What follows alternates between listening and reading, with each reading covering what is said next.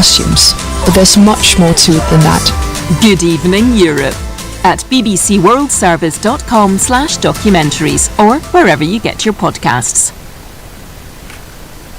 At bbcworldservice.com, Health Check.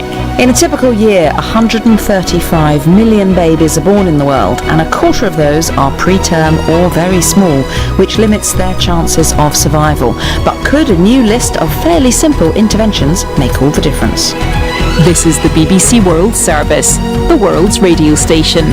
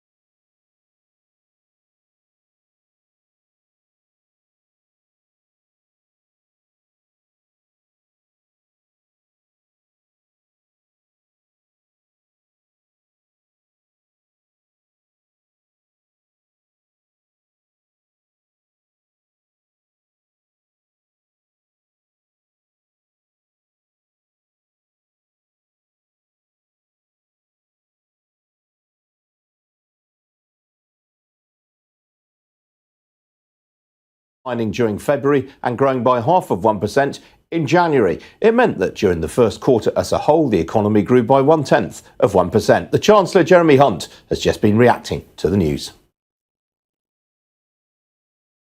One would possibly have predicted even 3 months ago, and that's partly because of what the Governor of the Bank of England said yesterday, measures in the budget that are helping to help companies to recruit, tackle some of the underlying problems in the economy.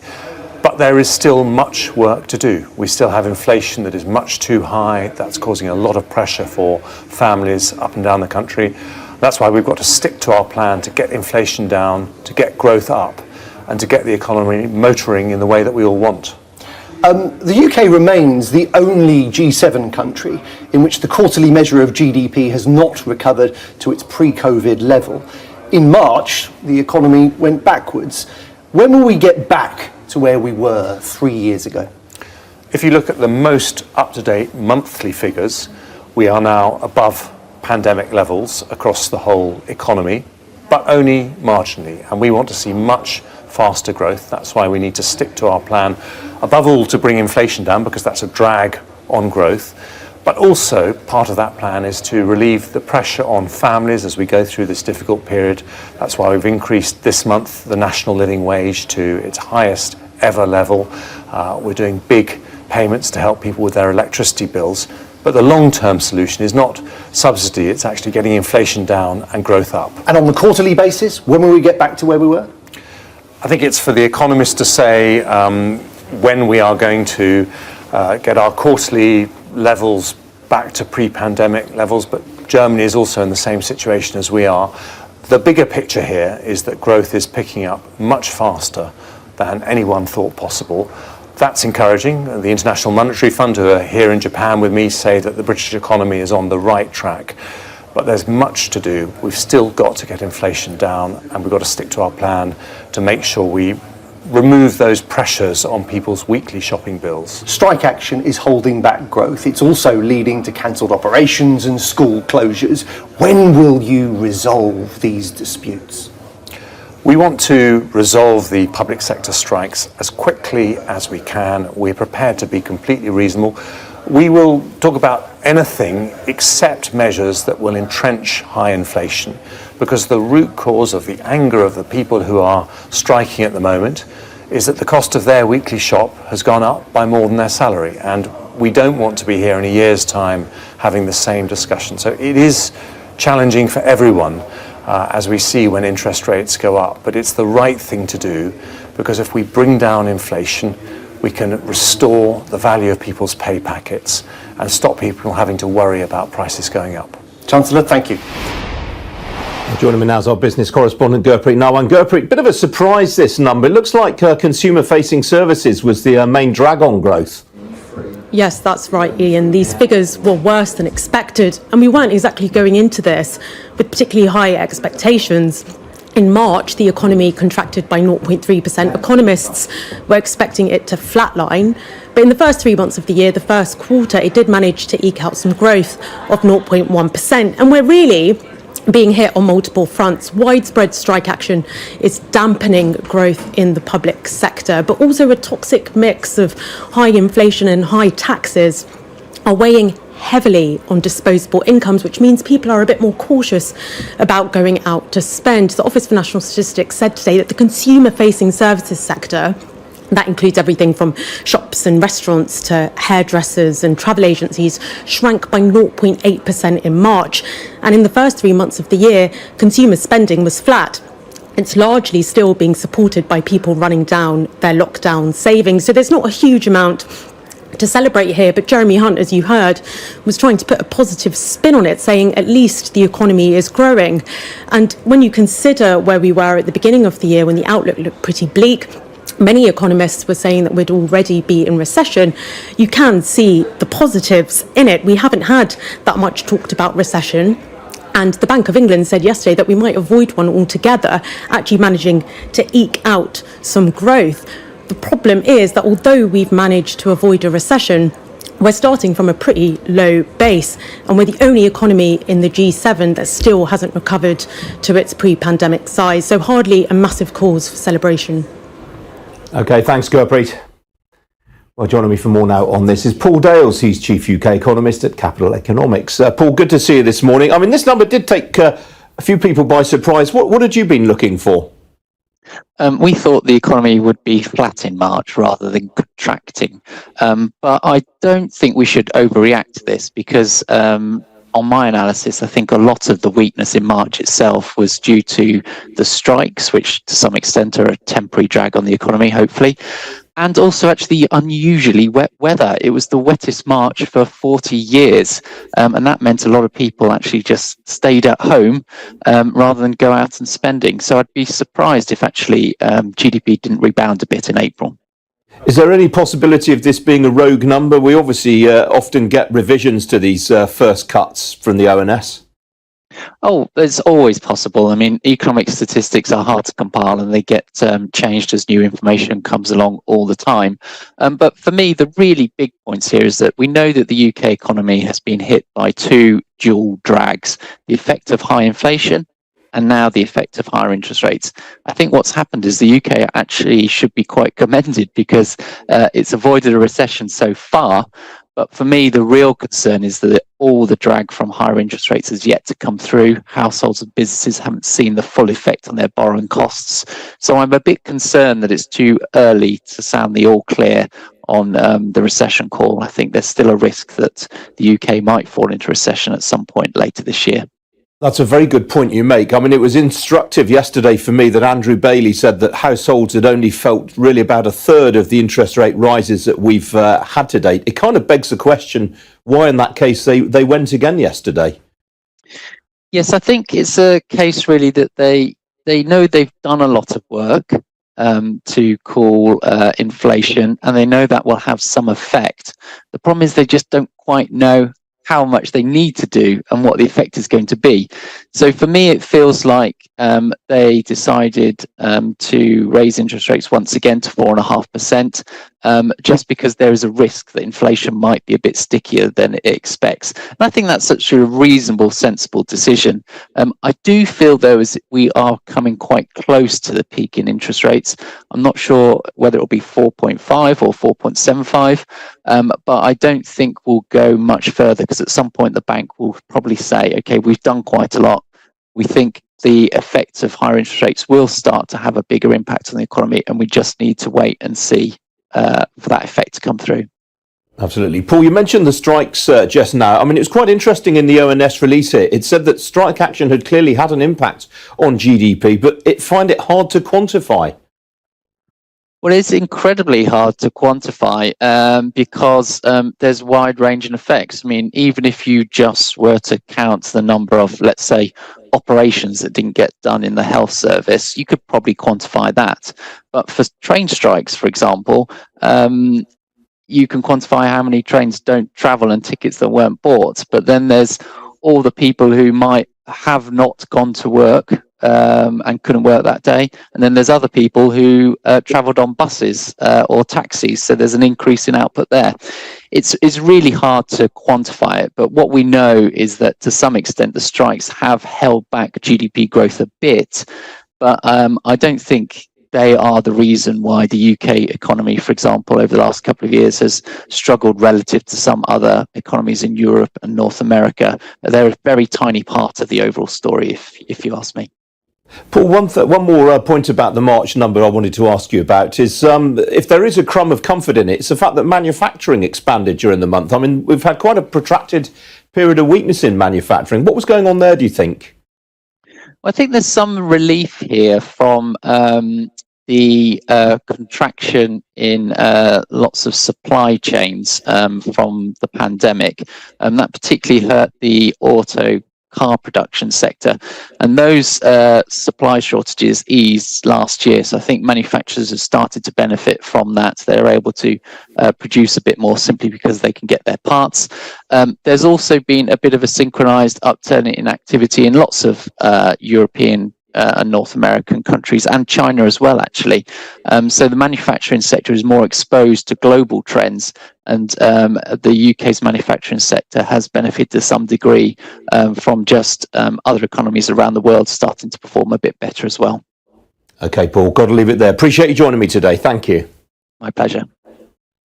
There's some breaking news now, and the British businessman Dr. Mike Lynch has been extradited to the United States. The founder and former chief executive of the software company Autonomy landed in San Francisco yesterday, weeks after losing a long-running legal battle. He's expected to stand trial over allegations that he manipulated Autonomy's accounts to inflate its value ahead of its sale to Hewlett-Packard. Dr. Lynch has always denied those allegations. Well, joining me now is our city editor, Mark Kleinman, who broke the story this morning. Mark, this is going to be really, really controversial. A lot of British business people were right behind Mike Lynch. Yeah, that's right, Ian. Mike Lynch has always argued that if he were to face criminal charges over the sale of Autonomy to Hewlett-Packard, then that trial should take place in the UK. After all, Autonomy was a London-listed company based in the UK and was audited in Britain as well. But as you said, he's been fighting a long-running legal battle to avoid extradition. He lost the final round of that challenge in the High Court last month. So today's news is really inevitable. He arrived in San Francisco yesterday lunchtime and immediately went to a bail hearing at a US district court in California, where the judge ordered him to pay a $100 million bail bond to secure his release. It's not clear whether that has been paid or whether Mr. Lynch will pay it, but it is an incredibly controversial case, Ian, because of its use of the extradition treaty between the UK and the US. A number of leading British business figures, the likes of Brent Hoberman, for example, the founder of lastminute.com, argued in a letter earlier this year to Rishi Sunak that this was an unreasonable use of the treaty between the two governments, and that it was excessive and not appropriate. Of course, we've now seen that Dr. Lynch has been extradited to the US, where he will face trial, a criminal trial at a future date. So obviously very bad news for Dr. Lynch that he has lost his extradition battle and he is now in custody in the US. All right, Mark, thanks for that. Some other stories for you now, and shares of THG fell by as much as 20% this morning after the online retailing platform said it had ended talks with the US private equity firm Apollo over a possible takeover.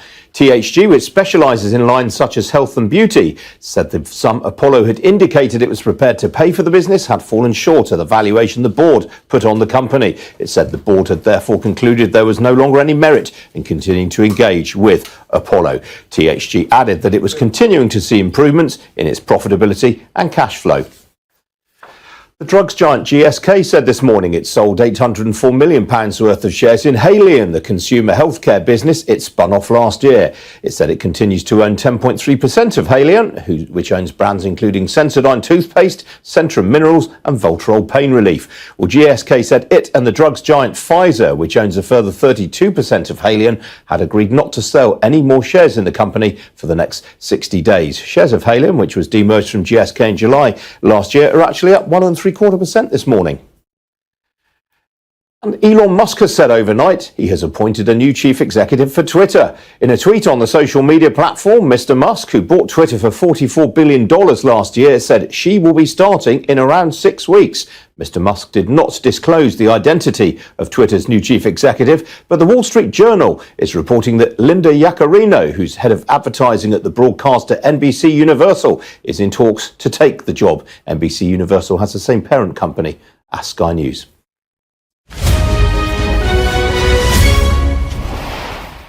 Well, a mixed session on Wall Street last night was followed by similarly mixed trade overnight for equities in the Asia-Pacific region. Both Hong Kong and Shanghai fell on concerns over Chinese growth, but the Nikkei in Tokyo hit its best level since November 2021 on some solid corporate earnings updates. Well, in Europe, stocks are heading into the weekend on a largely upbeat note too. Here's the picture. All of the main indices in continental Europe. The US is focused on, convicting individuals. Stronger than expected earning update from Richemont. That's the owner of brands such as Cartier and The intellectual author and why 6.5% in Zurich, and that's given a lift to other luxury goods players. You'll notice that the CAC 40 in France is up nearly 1%. That's quite heavily weighted towards luxury goods stocks. Well, here in London, the FTSE 100 is also in positive territory, up nearly 0.5% right now in a broad-based rally. The leading blue chip gainer currently is the Lloyds of London insurer Beazley Group. The share's up 5.25% following a trading update earlier on this morning. Meanwhile, the private equity firm 3i continues to be wanted after its results yesterday and is ahead by some 2.5%. On the downside, well, as you can see, Vodafone is off by more than 0.75%. There's some adverse broker comment chipping away at it there. Diageo, which you can see in the middle of the screen there, off by 1.5% for similar reasons. Outside the FTSE, the ready meal and sandwich maker Bakkavor, its shares are up by some 3.5%. There was a bit of chunky director buying there in that stock yesterday, but ITV, as you can see, remains under a bit of a cloud following Thursday's allegations that he was involved. I think he has actually said fake news, hasn't he? But even so, presumably that's added an extra dimension to all of this. Yes, this particular suspect, Baju, actually was very close to Jovenel Moise, and he was under consideration. By 0.25% against the euro. The single currency, meanwhile, off by just under 1/6% against the greenback.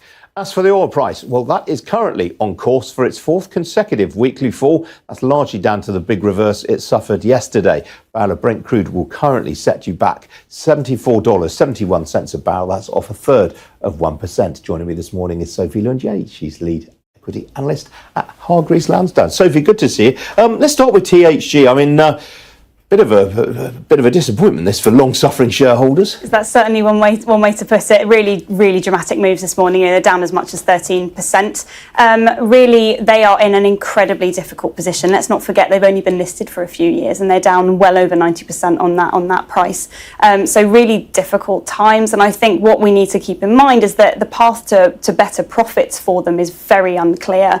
And what we've seen is there were talks of a takeover with Apollo. That's fallen apart, and that's why the shares are suffering so badly this morning. I mean, Matt Moulding, the founder and CEO, is a big shareholder himself. Do you think he's calling the shots in this in terms of how the board responds? Yes, I do think there's certainly an element of that going on. You know, he's been very vocal, particularly around the takeover chatter in terms of what he will and won't accept. That's certainly up for debate about whether or not that's the right course. But I would say that there's certainly an element of strong control from his side, yes. Looking more broadly at the FTSE 100 today, I mean, as I mentioned, it is in positive territory. Any firm reasons for that right now? It's not been on a bad run lately.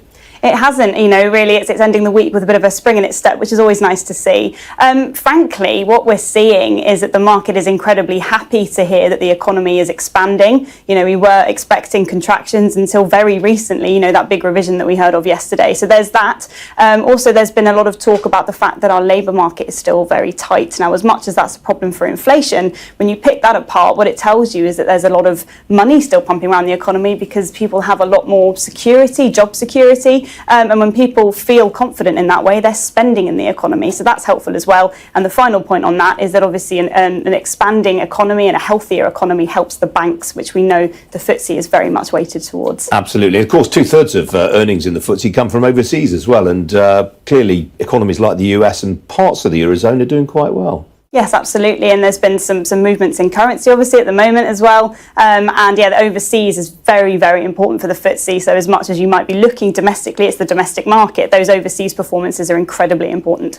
Now, what about the oil price? As I mentioned, this is 4 weeks in a row it's fallen now. There was a big sell-off yesterday, mainly on US gasoline inventories, but there's a bit of a tug of war going on here. I mean, it's still trading in quite a tight range. Yeah, very, very tight range, and really this is quite a sharp reversal from upswings we've seen more recently. And essentially what we're seeing is the Biden administration initially said that they were going to cut a lot of production, which caused a spike because of the supply constraints, but there has actually been a bit of a higher inventory levels than expected in the US, coupled with demand concerns, particularly in the biggest importer, which is China. So essentially, at the moment, it appears that global recessionary fears are winning that tug of war, which is why we're seeing that downwards pressure on the price. All right, Sophie, we're out of time, I'm afraid. Great to have you in the studio this morning. Thank you. Still to come here on Ian King Live. The TikTok takeover of Eurovision. I'll be speaking next to its General Manager for Marketing and Operations in the UK and Ireland. Stay tuned.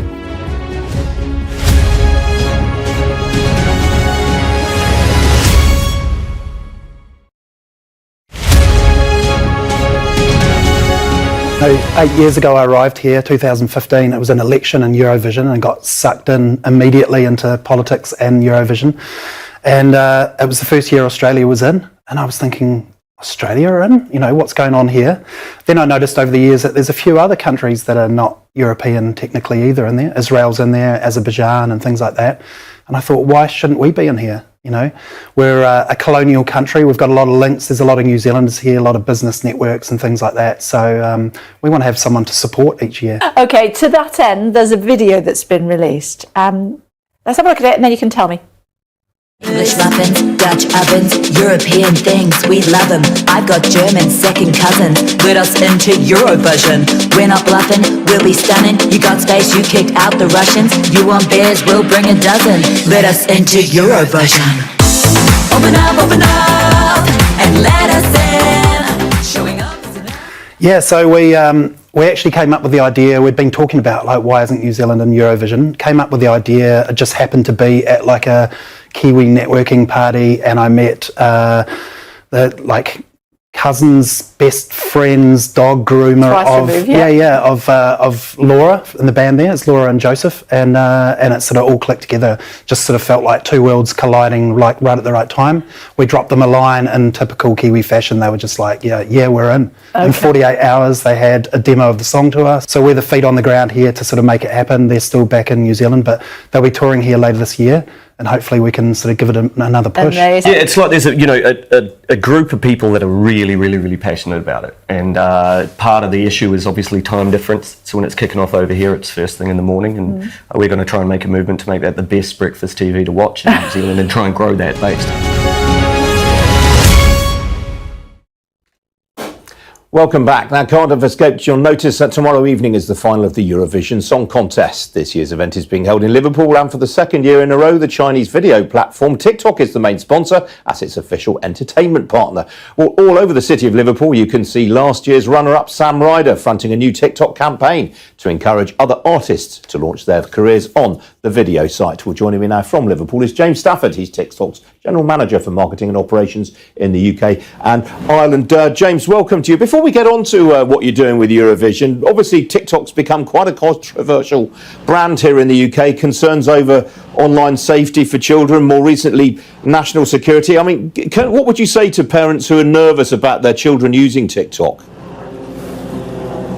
Yeah, firstly, thanks for having me. I'm incredibly excited. So, we work with all of our stakeholders, parents, with government, with all of our partners like Eurovision and BBC to listen to their specific concerns that they have around using the platform from a safety or from a data point of view and address them. We're more than happy to be transparent about the plans that we have for protecting UK data within Europe, and we talk very openly about all of the products and features we have that parents can use to keep themselves safe and to keep their children safe on the platform. But we are really proud of the joyful and inclusive and entertaining experience that we provide, and we don't shy from that.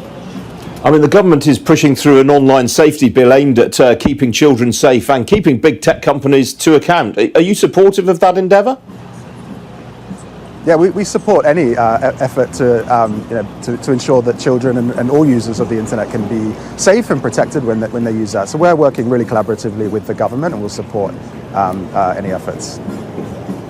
Obviously, the UK government has just banned TikTok from its official devices on security concerns. Have you made any representations to the government about that?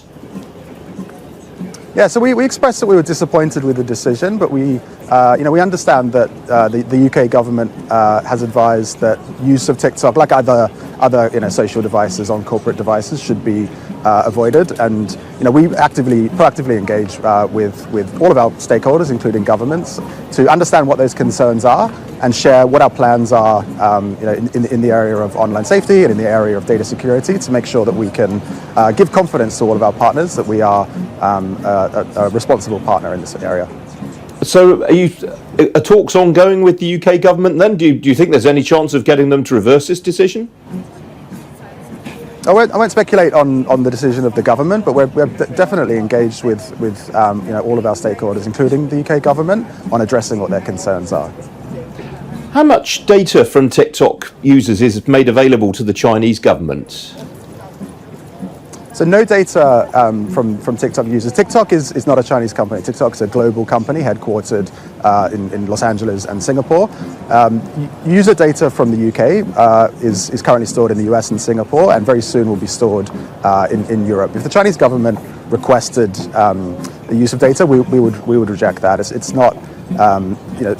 Sovereign countries like the UK are not compelled to break their own data security rules on the request of any government, including China. Well, let's talk about what you're doing with Eurovision. Obviously, you're broadcasting a lot of the concert yourself. Do you see yourself as being in competition here with the BBC necessarily? No, absolutely. I mean, we are a partner of the BBC, and we have been really open about the fact that we would be really successful as a platform if the BBC is incredibly successful at, making sure that as many people as possible tune in on Saturday night to watch the competition live. So we are proactively partnering with them to make sure that we're capturing as much attention and audience on TikTok, and at 8 o'clock switching them all over to watch live. We're a partner of broadcasters, and we're incredibly proud to work with them. We've learned overnight that the European Broadcasting Union has turned down a request from President Zelensky to address the event. Would you have liked to have seen him being able to speak? I won't comment on behalf of the EBU or President Zelensky. We respect their decisions. I think they know absolutely what is right for Eurovision and the spirit of the contest.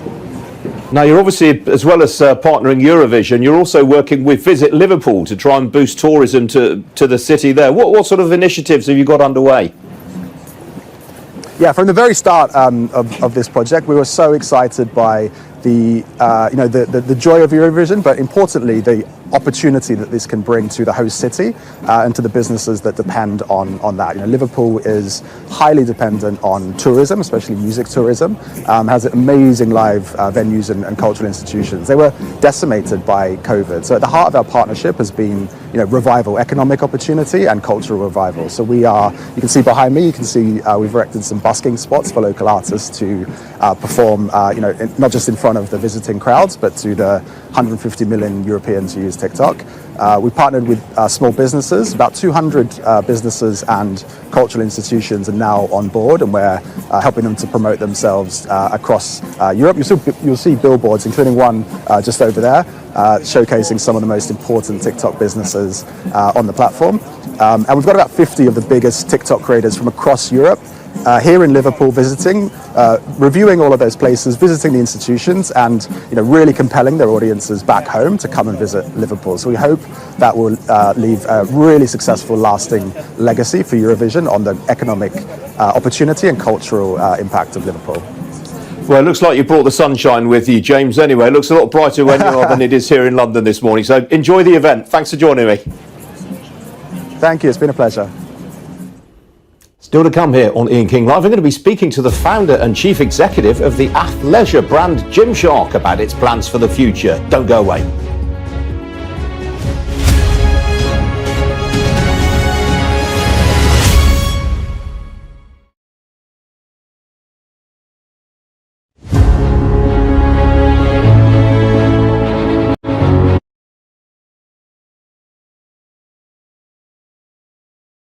SendWave, you can send money to Ghana, Nigeria, Kenya, Uganda, and Tanzania. And the best part is, SendWave is absolutely commission-free.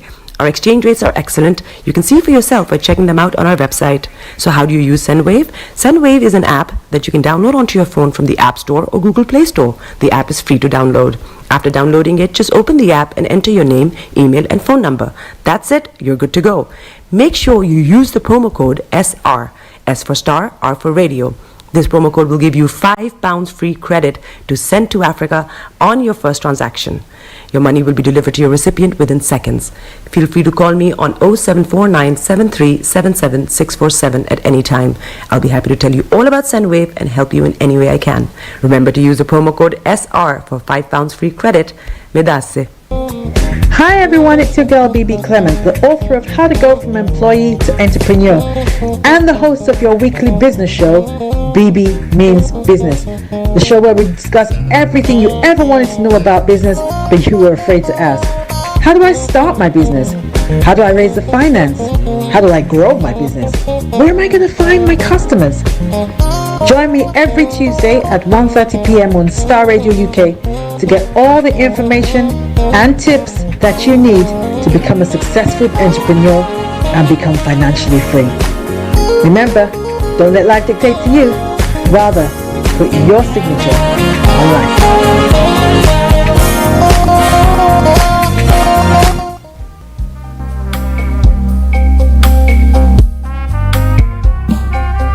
Are you looking for the fastest, reliable, and trustworthy door-to-door shipment company? Well, look no further. When was the last time your family received a shipment back in Ghana on time and in time? You are not sure?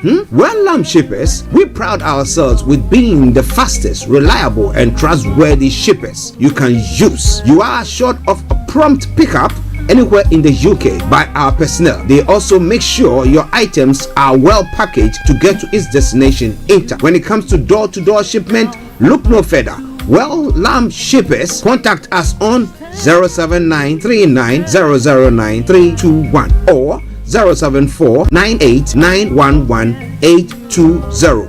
Or you can visit our website www.welllamp.co.uk. You can also drop us a mail, info@welllamp@gmail.com. Well Lamp Shippers, fast, reliable, and trustworthy.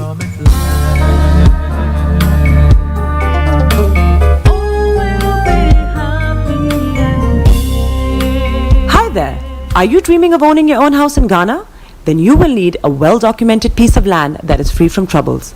I highly recommend My Africa Property for any size of land that you will need. With My Africa Property, lands are available in Pram, Sopoli, Tohenia, Ogome, Dodova, Winneba, and many other locations at affordable prices.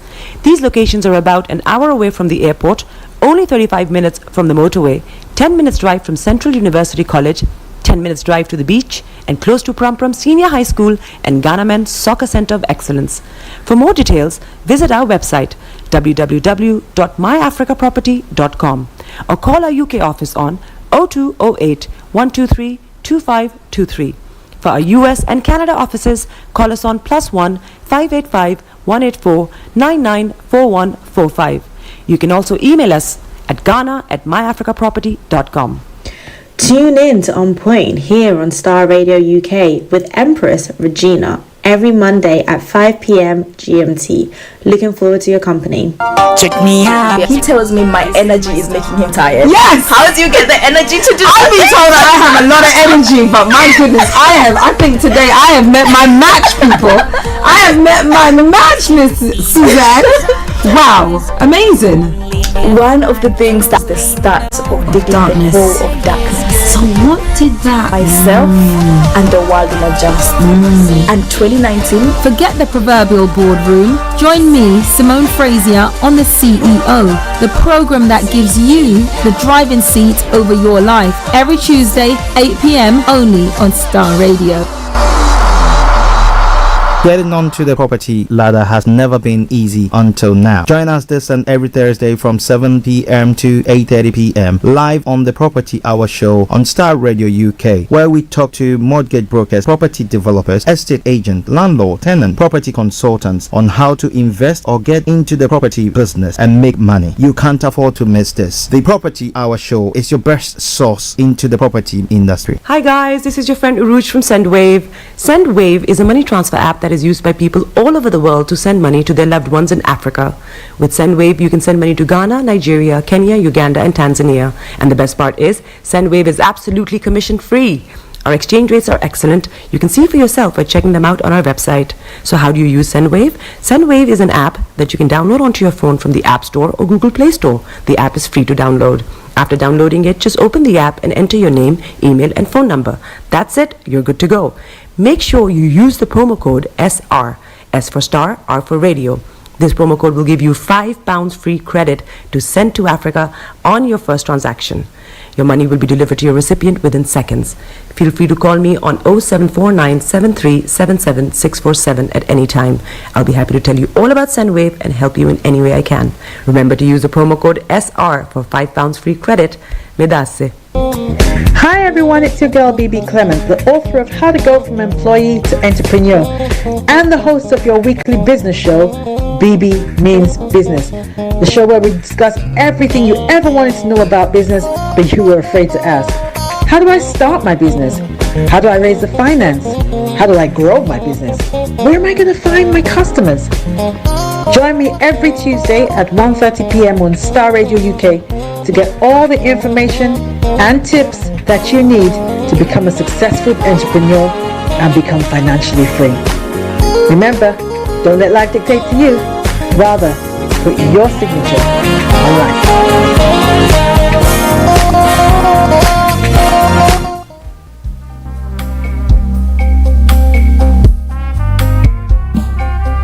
Are you looking for the fastest, reliable, and trustworthy door-to-door shipment company? Well, look no further. When was the last time your family received a shipment back in Ghana on time and in time? You are not sure?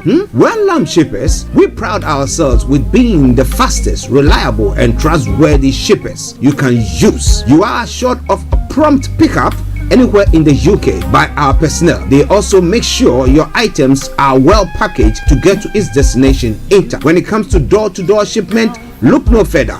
Well, Lamb Shippers, contact us on 07939009321 or 07498911820. Or you can visit our website www.welllamp.co.uk. You can also drop us a mail, info@welllamp@gmail.com. Well Lamp Shippers, fast, reliable, and trustworthy. Broadcasting live online. Turn it on. Turn it up. Body is your man. Bekutu, show them you got the cocoa set. Ladies and gentlemen, it's your boy Harry Song, aka Mr. Songs. This is the Kingmaker Baba for the girls. We're here. This is Starr Radio. Don't go nowhere. UK, London. We call them London for home. For here, we call them London. And that's how you know. Just have fun and stay blessed. Hi there. This is CJ Buckman, your life coach. And whenever I'm in London, I listen to Starr Radio UK right here. But guess what? You can listen to wherever you are.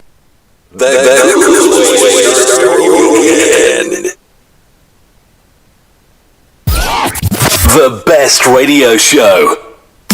Broadcasting worldwide, online 24/7. In your car, at work, at home, on your smartphone. This is Starr Radio UK. Are you ready to turn it up? 10, 9, 8, 7, 6, 5, 4, 3, 2, 1. Birds flying high, you know how I feel. Sun in the sky, you know how I feel. Breeze drifting on by, you know how I feel. It's a new dawn, it's a new day, it's a new life for me. And I'm feeling good. Hey there, this is Archie, and it is Starr Radio UK and the morning show. This is Starr Radio. This is UK. Starr Radio UK. This is Starr Radio UK.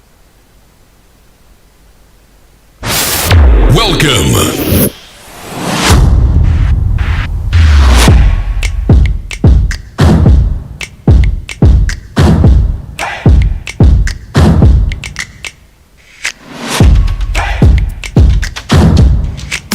Broadcasting worldwide, online 24/7.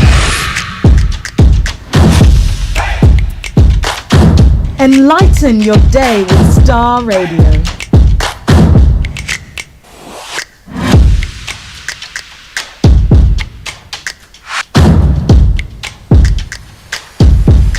This is Starr Radio UK. Starr Radio. Radio for the people, by the people.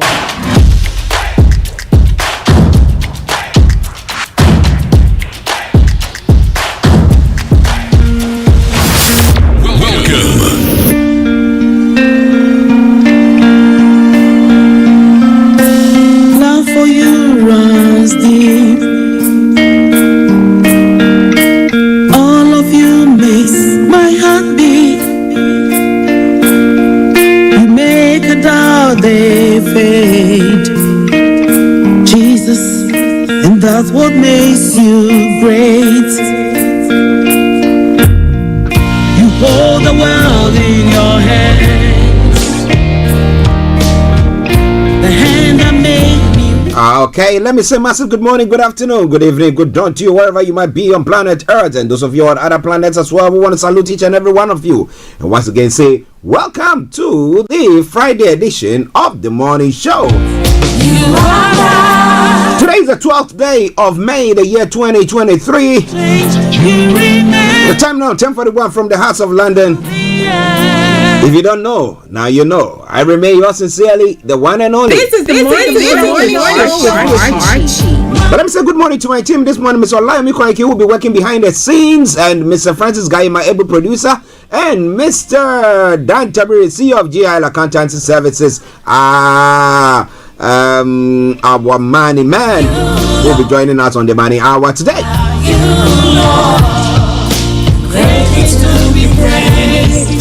But let's say good morning to Felix all the way in Aberdeen, Kojo D. Good morning to you. Good morning to I in the back of your say until it's a mama chain. Let's say good morning to Olakunle. Olakunle, good morning to you. For you runs Brett Yoba, hey, long time no here. I hope you're doing very well. Bishop Adesina, good morning. Anthony Adedeji, good morning to you. Also, special good morning goes to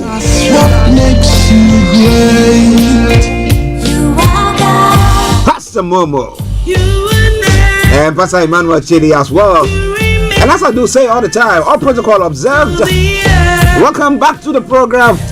Welcome to the Friday edition of the morning show.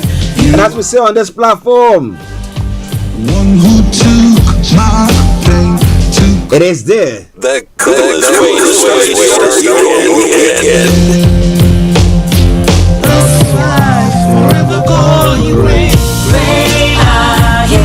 Okay, so from now till 1 o'clock, let me put it that way. Yes. We're going to be looking at everything from archaeology to zoology, from Accra to Zanzibar. But for those of you who have tuned in for the first time, this is how the program is going to go. I'm going to bring you the quote for the day, the weather forecast will follow suit, then the travel updates. Move from there to have a look at some of the stories making the rounds across the globe,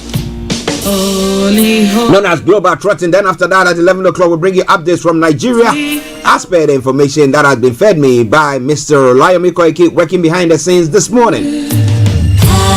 And I will continue from there and have a look at some other stories making the rounds in other parts of the world. We'll continue from there till 12 o'clock when the lines are open for you to add your voice to the discussions. At 12:30, we'll bring the first part of the program to a close, and then we'll go to Kent, where our money man is, to bring you the money hour.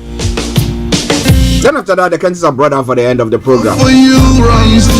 But let me say a special good morning to the Pallians. HR Rachel, the Pallian, and Mr. Pallian, and baby Ohima Ya Asantua. And that's what yeah. She's also HRH now, you know. Princess Ya Asantua. Okay, we salute each and every one of you in Cyprus, and we hope that you are all doing very, very well. Okie dokie do. So let's move on straight to the quote of the day. It says, opportunities do not respond to needs, but to results which come from intense preparation. So what preparations are you making for the opportunities that are knocking at your door, or will be knocking at your door? All right then, let's go to the weather front. Let me tell you what is going to happen on the weather front over the weekend. Yes, especially when we know that for 48 hours the trains will not be running.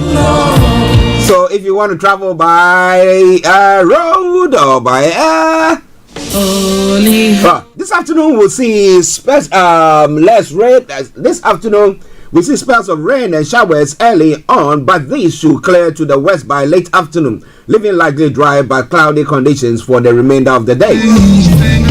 Now this evening we'll see largely cloudy skies with only a few brief clearer breaks. Now similar conditions throughout the overnight period, a moderate northerly breeze expected as well. And so the temperature is going to be 15 degrees, the lowest is going to be 9 degrees. Pollen level low, UV level low, pollution low as well. However, for the weekend weather, Saturday, we'll see dry conditions and increasingly widespread spells of sunshine. Some patches of cloud will develop in the afternoon, and the odd shower cannot be ruled out though. Then comes Sunday as well. Sunday morning will be dry with partly cloudy skies during the early afternoon. Cloud will build in from the west with a band of patchy rain arriving in the evening. The temperatures will be ranging between 20 on Saturday, 20 tops and the lowest 7. Sunday, 21 tops and the lowest 11. So getting into some hot weather there. So in Nigeria, that's what's going to be happening today. When it comes to the weather front over the weekend, my goodness. All right then, Starr Radio UK. Now we're going to be moving on straight to the travel updates, but that will be after this commercial break. Stay tuned, don't touch the dial. Starr Radio UK, your favorite African and Caribbean radio station in London. Hi guys, this is your friend Uruj from SendWave. SendWave is a money transfer app that is used by people all over the world to send money to their loved ones in Africa. With SendWave, you can send money to Ghana, Nigeria, Kenya, Uganda, and Tanzania. And the best part is, SendWave is absolutely commission free. Our exchange rates are excellent. You can see for yourself by checking them out on our website. So how do you use SendWave? SendWave is an app that you can download onto your phone from the App Store or Google Play Store. The app is free to download. After downloading it, just open the app and enter your name, email, and phone number. That's it. You're good to go. Make sure you use the promo code SR. S for Starr, R for Radio.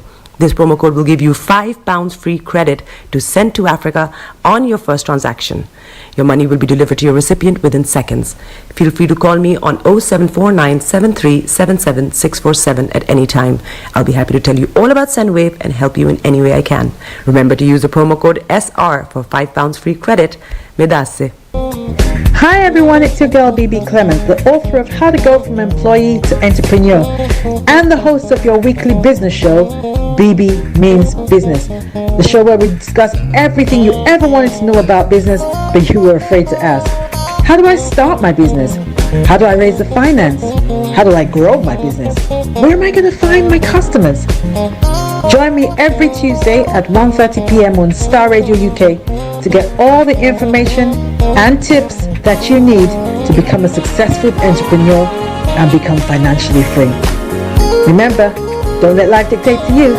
Rather, put your signature on life.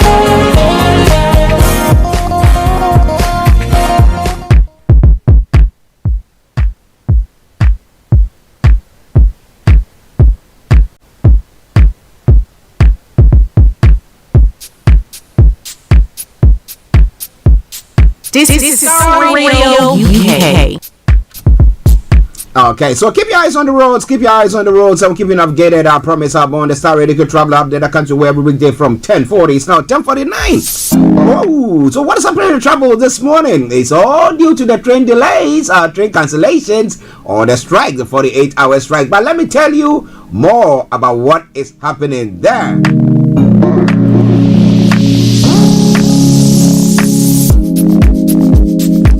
Okay, so on the tube or the underground this morning, Hammersmith and City Line have got minor delays due to train cancellations. Jubilee Line has also got minor delays due to an earlier faulty train at Dolly's Hill.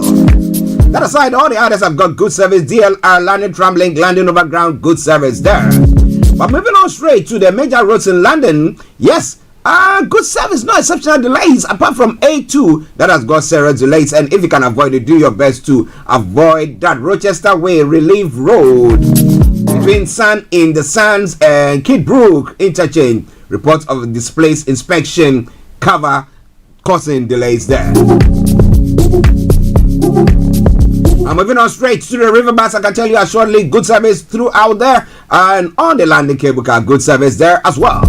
I keep your eyes on the roads, keep your eyes on the roads. Also keeping updated. I promise I'm on the Starr Radio Travel Update. I come to every weekday from 10:40. And to the final segment of the travel updates.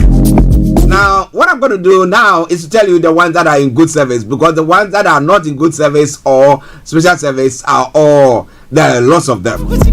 My producer says I should talk about them. Okay, I will. Now, Avanti West Coast has got no service. C2C, severe delays. Chiltern Railways, no service. Cross Country, no service. East Midlands Railway, no service. First Trans-Pennine Express, no service. Gatwick Express, no service. Great Northern, no service. A Great Western Railway has also got special service. Greater Anglia, special service. Heathrow Express, no service. Island Line, no service. London North Eastern Railway, special service. Northern Rail, no service. Southwestern Railway, special service. Now Southeastern, Southern and Thameslink have all got no service. And that is where I bring the update to a close for today. And as I will say once again, good morning, good afternoon, good evening, good dawn to you wherever you might be on planet Earth. Enjoy your commute for today, but you know what? Continue to keep those eyes on the roads. Hi everyone, it's your girl BB Clement, the author of How to Go From Employee to Entrepreneur and the host of your weekly business show, BB Means Business, the show where we discuss everything you ever wanted to know about business but you were afraid to ask. How do I start my business? How do I raise the finance? How do I grow my business? Where am I going to find my customers? Join me every Tuesday at 1:30 p.m. on Starr Radio UK to get all the information and tips that you need to become a successful entrepreneur and become financially free. Remember, don't let life dictate to you. Rather, put your signature on life.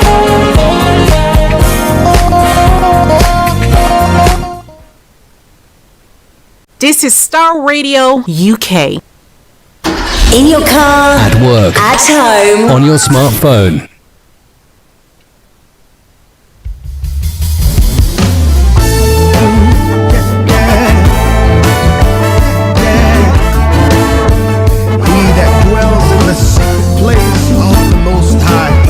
Welcome back to the program Starr Radio UK. Something playing in the background from Joe Metal featuring Kwekute. He says, "Medan Wo."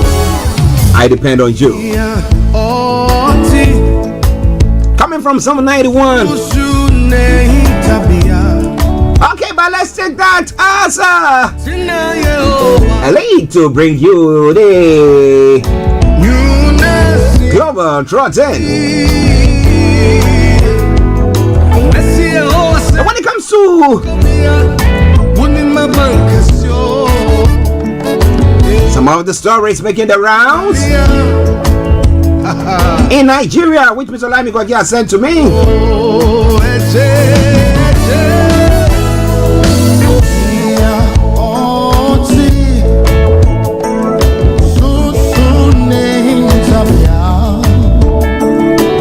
It says Southeast access to sea, Osibanjo flags of Oguta Lake, Orashi River dredging project. And the federal government launches barite plant to end illegal mining. They should come and ask Ghana. Yeah. That is Ghana West in Nigeria. Ferry leader Pa Fasoranti laments. Pangasan seals 300 deals, register 25 unions. And Dangote refinery to grow investment in oil and gas sector is one of the stories making the rounds there. President Buhari makes new appointment. Senate presidency, Yari Kalu, Sani Musa, storm APC secretariat petition, NWC. Details of it going to come your way. AAU team uncovers 2 billion naira tax fraud, racketeering, and others.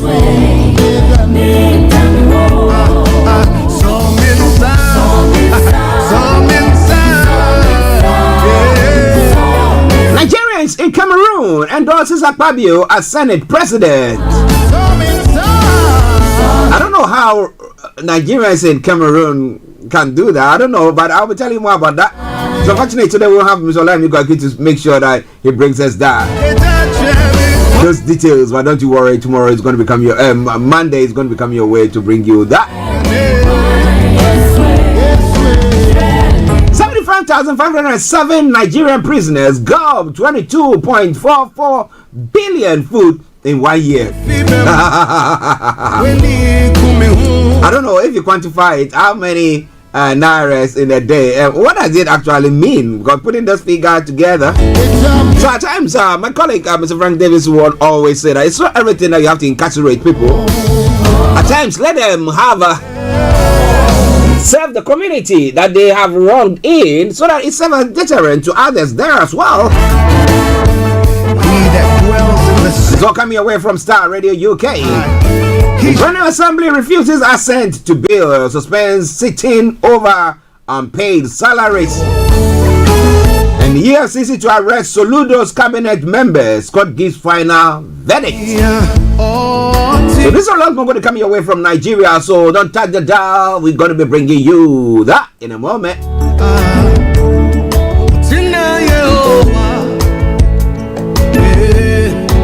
Stories making the rounds on the African continent. Tunisia authorities say deadly synagogue attack in Jebba was premeditated. The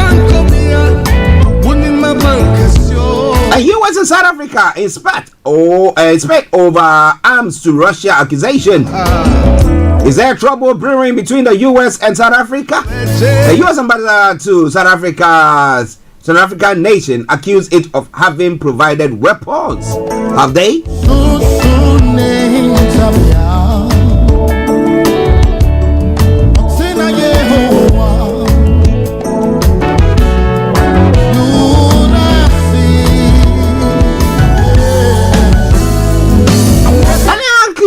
Of Zuma's daughter promoting Russia's military on Twitter also is making some of the headlines there.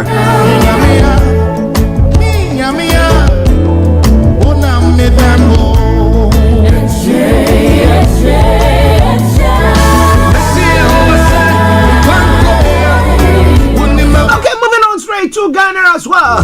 Kojo Bonsu makes U-turn, edges the four to withdraw suit ahead of NDC primaries. Well, the hearing is supposed to take place today. And so High Court is to hear Dr. Dufour's injunction against NDC primaries today. Is it too late for them? Are they going to be having the general elections tomorrow, as has been slated? Will the courts throw out Dr. Dufour's injunction appeal? All right, more going to be coming your way. Let me say good morning to my Bishop Adeshina. He says, greetings, Starr Radio UK. Greetings to you, Bishop, and everyone in the office. Hope you're all doing good.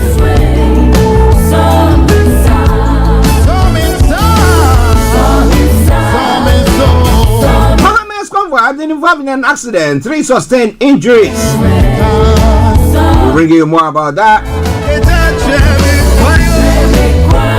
When it comes to assessing Ghana, the IMF bailout, the information minister in Ghana, Kojo Pon Kroma, is saying that Ghana is nearly there, nearly, almost there.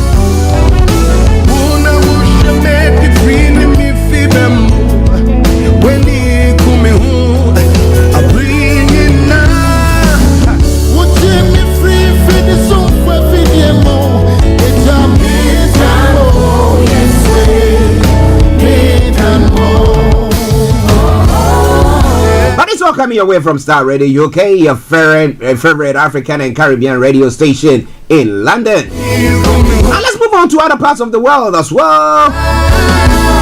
Ukraine claims Bakhmut gains after Russia denials. After months of slow Russia advances in the devastated city, the momentum seems to have shifted. Wherever you are, if you need the Lord, lift your hands and just say, Lord, I need you. Hey!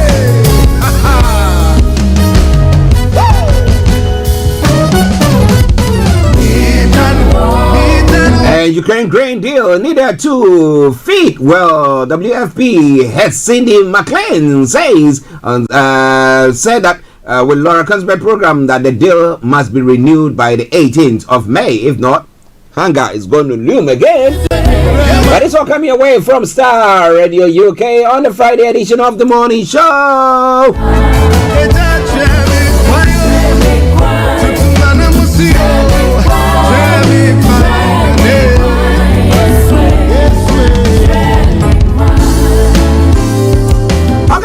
And strike weighs on UK growth. The economy grew only slightly in the first 3 months of the year as high prices kept purses string tight. And train strikes start ahead of Eurovision final. The train drivers union leader insists Eurovision events in Liverpool were not targeted by strikes. And hospital board sues over bullying chairman. The Countess of Chester Trust chief executive also accused the chairman of putting finance over safety. My goodness. A well-renowned NHS Cancer Center downgraded a former nurse at the Chrissy alleges trust bosses intimidated staff to stop them voicing concerns. Oh my goodness. And a sad story here as well. Police searching for a woman finds body in a river. Aminan Rahman, 45, was previously charged with the murder of his wife, Suma Begum.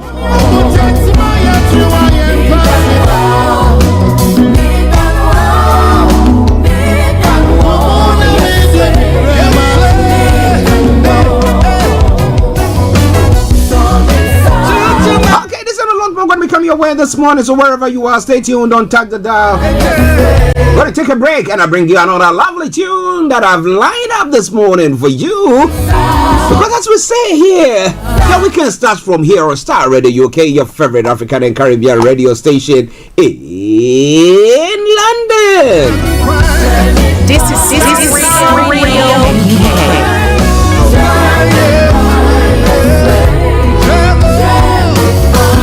This is your friend Uruj from SendWave. SendWave is a money transfer app that is used by people all over the world to send money to their loved ones in Africa. With SendWave, you can send money to Ghana, Nigeria, Kenya, Uganda, and Tanzania. And the best part is, SendWave is absolutely commission-free. Our exchange rates are excellent. You can see for yourself by checking them out on our website. So how do you use SendWave? SendWave is an app that you can download onto your phone from the App Store or Google Play Store. The app is free to download. After downloading it, just open the app and enter your name, email, and phone number. That's it. You're good to go. Make sure you use the promo code SR. S for Starr, R for Radio. This promo code will give you £5 free credit to send to Africa on your first transaction. Your money will be delivered to your recipient within seconds. Feel free to call me on 0749 7377 647 at any time. I'll be happy to tell you all about SendWave and help you in any way I can. Remember to use the promo code SR for £5 free credit. Vedasse. Oh, glory to your name, Jesus. Okay, something from Eli J. And he says, hallowed be thy name.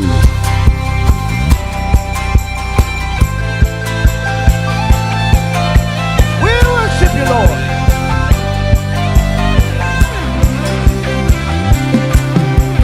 With open hands, we say, we lift our voices and say, hallowed be your name. Whatever comes our way, we lift our voices and say, hallowed be. Sing it all around the world. Oh Lord, the one who is to come. We lift our voices and say, hallowed be your name. Dear Lord, the beginning and the end. We lift our voices and say, hallowed be your name. With a grateful heart, come on, if you feel voice, say, Jesus, Jesus, you never fail. You never fail. You are just the same. The same. Yesterday, today. Take a look at me, the one you say. Oh Lord, hallowed be your name. Lift up your voices and say, Jesus, Jesus, you never fail. You will never fail. You are just the same. The same. Yesterday, today. Take a look at me. This is Starr Radio. This is Starr Radio UK. Oh Lord, hallowed be. I can save you. Put your hands together, come on. Oh Lord, to the mighty God, to all the words that is to come. Come on, come on. This is Starr Radio Put your hands UK. together. We worship you, Lord Jesus. Oh, we'll take that one more time now.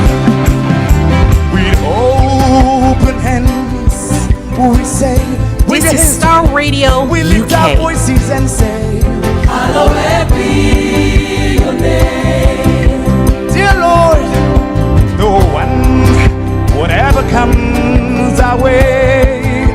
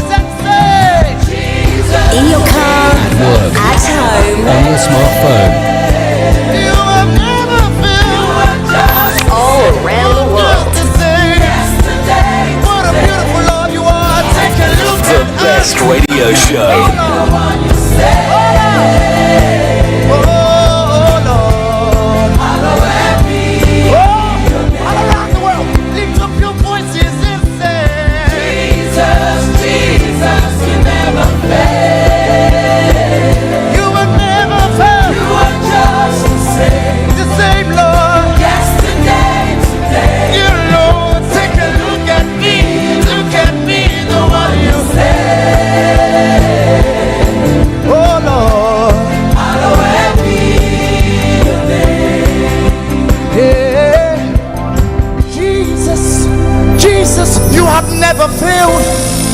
You will never fail. A wonderful tune there from Eli J. Hallowed be your name.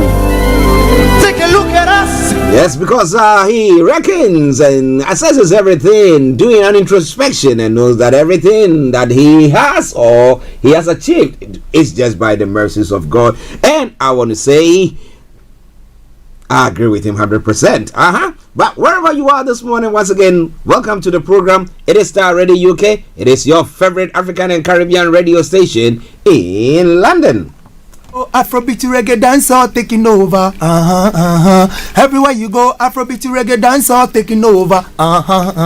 Yo, what's up, people? This is a boy Raskin Bobo One. Tune in every day, every night at the Starr Radio UK with the big man them Archie. When I say Orta, you say fire. Okay, welcome back to the program. Let's move on to some of the stories making the rounds, and this time round, updates from Nigeria. So, the federal government. Okay. The federal government has launched a buried processing plan to minimize high rates of illegal mining and smuggling in South-South geopolitical zone of the country. Now, Minister of Mines and Steel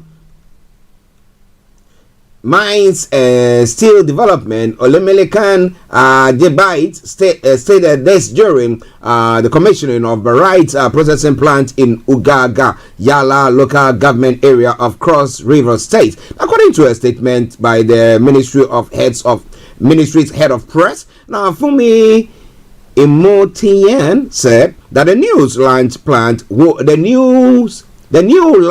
plant will create over 20,000 jobs along the mining value chain in the South Zone area. Well, kudos to them. I mean, if it's going to benefit the inhabitants or the indigents or those who are in that particular place, why not? This is all coming your way from Starr Radio UK. It is your favorite African and Caribbean radio station in London. But a sad one here. The Fazoranti has lamented about the worsening situation in Nigeria. The national leader of the Pan-Yoruba socio-political organization Afenifere, Pa Rubin Fazoranti, has expressed worry that the current state of Nigeria is worrisome, lamenting that this is not the country he dreamt of. Now, Fazoranti, who clocked 97 on Thursday in a chat with newsmen at his country home in Akure, said he feels fulfilled. I feel fulfilled at 97. I've seen it all. I've seen the worst and the best. I lost my wife and my daughter. She was shot dead. But generally, I have to thank God for everything. Okay, he went on further to say, this is not the Nigeria of my dream. Things are getting worse. We only hope those we are leaving behind will try and do their best, because what we are seeing now is not good for the country at all. My expectation from the incoming government are many, but I want the government to give priority to unemployment and insecurity. Now, people are not gainfully employed, and it's getting worse every day. I hope the incoming government will try and look into it and the security of the land. The incoming government should also look into the restructuring of the country, and I hope the new president will do it, the Yoruba leader stated. Well, what do you think about that? He said, well, you know what? I'm grateful to God for where I've gone so far. Though all my losses, I've counted my losses, but I'm still grateful. Now, what do you think? Well, he said he's disappointed where the country is at the moment, and all that is wishing improvement in the economy and security issues in the country. If the incoming government can do that, he'll be very, very grateful to God about that. What do you think? Well. And then moving on straight to some other story. Nigerians in Cameroon have actually endorsed Akpabio as Senate President. Now, the Nigerians in Cameroon have risen in support of the recent zoning of the Senate President to the South-South geopolitical zone.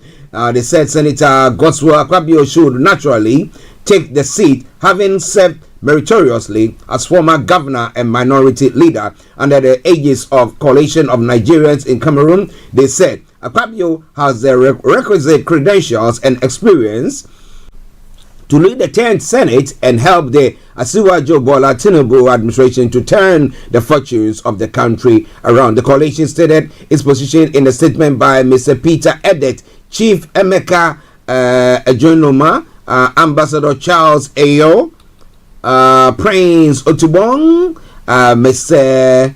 Iniobong, ASEAN, Chief Anieti Apata. He said, and a few of them, we have observed with very keen interest the intrigues, aspirations, and aspersions, campaigns of calumny, struggle for power and offices, backstabbing to outsmart others, even by those who never believed in the ruling party and or the candidature of Alhaji Tinubu. Now we align in total with the position of the vast majority of Nigerians, the National Working Committee of the ruling All Progressive Congress, APC, and members of the 10th Senate for their unequivocal desire and rootings for Senator Godswill Akpabio to become the next Senate President in the Red Chambers. But what do you think? Do you think he'll be allowed that? The South-South seeding? Do you think that is going to work at all? Well, with his track record and everything that has been tabled or channeled there, you see that he's a good person, somebody who's got the accolades to be able to do so. But do you think he'll be allowed in? Well, more going to be coming your way from there, but it's all coming your way from Starr Radio UK. Now, EFCC is to arrest Governor Soludo's cabinet members. The court has given its final verdict. A federal high court sitting in Awka, the Anambra State capital, has ordered Governor Charles Soludo to release members of his cabinet accused of money laundering to EFCC for investigation. Now, the court dismissed the suit filed by the Anambra State government over a lack of factual and forensic metric. Now, Justice Nnamdi Digba of the court ruled that the EFCC is both the federal and state government agency by judicial standards as far as corruption and economic crimes are concerned. Akwa Anambra Governor Charles Soludo has been ordered by the Federal High Court to do so. But is he not? The court kicked out the suit instituted by the Soludo administration to stop the anti-graft agency from investigating its finances. The court held that the suit factually and forensically lacked merit. And Wilson Orajin, the spokesperson for the EFCC, quoted the court as saying that the anti-graft agency has the constitutional right to investigate any financial and economic activity in any part of the country. The statement disclosed that Justice Nnamdi Digba of the Federal High Court made the comment while dishing out his ruling on the application. Digba added that neither the State Assembly nor the Auditor General of the state has the authority to stop the EFCC from carrying out its constitutional function. Now, Governor Soludo's administration is asking the court to determine if the EFCC has such power under the federal system of government and constitutional doctrine of the separation of power. So, do they mean to say that if these individuals have actually done whatever they've been accused of, then it is up to the state to find its way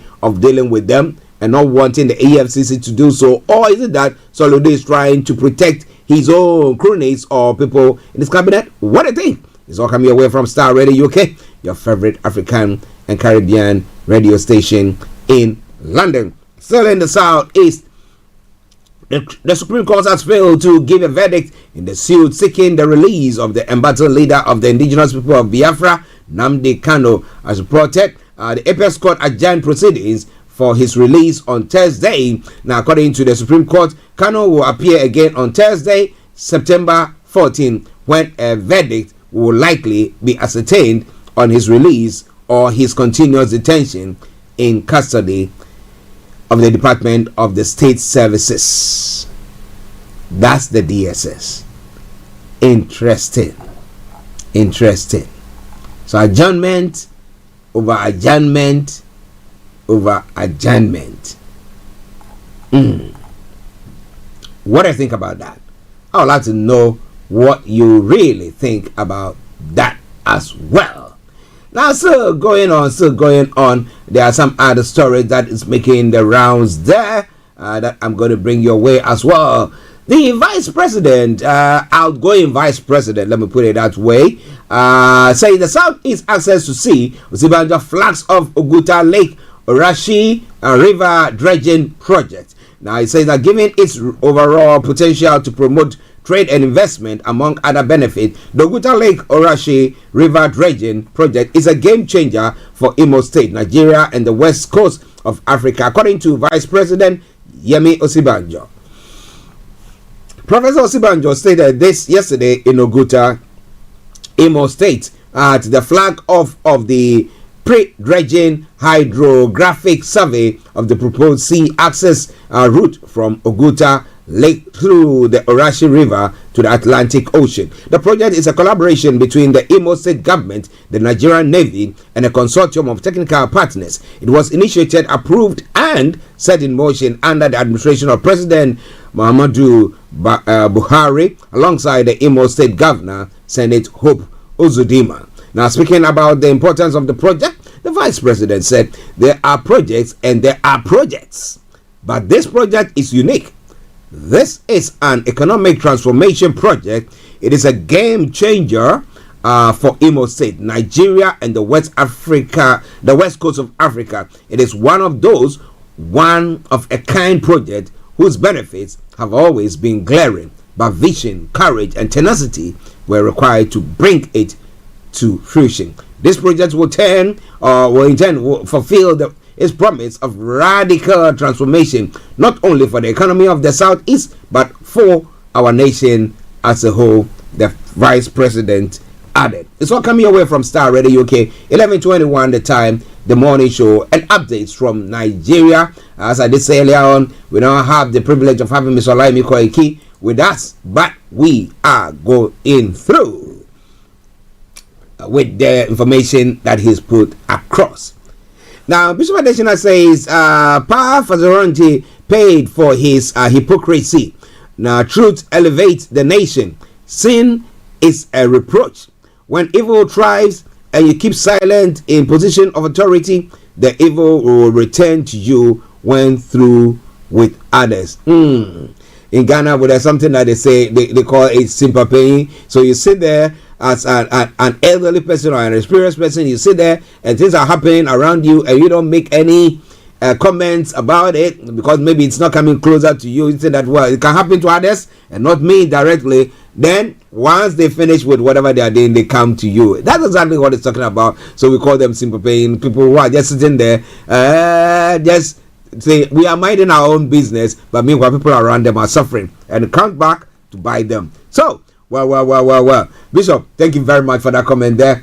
Okay, now the Senate President Yari Kalu Sani Musa stopped APC Secretariat petition NWC. Now we had information where the Nigerians in Cameroon were vouching for the what they call him to be one of the Nigeria. My apologies. Let's hold on. Let me just get the name right.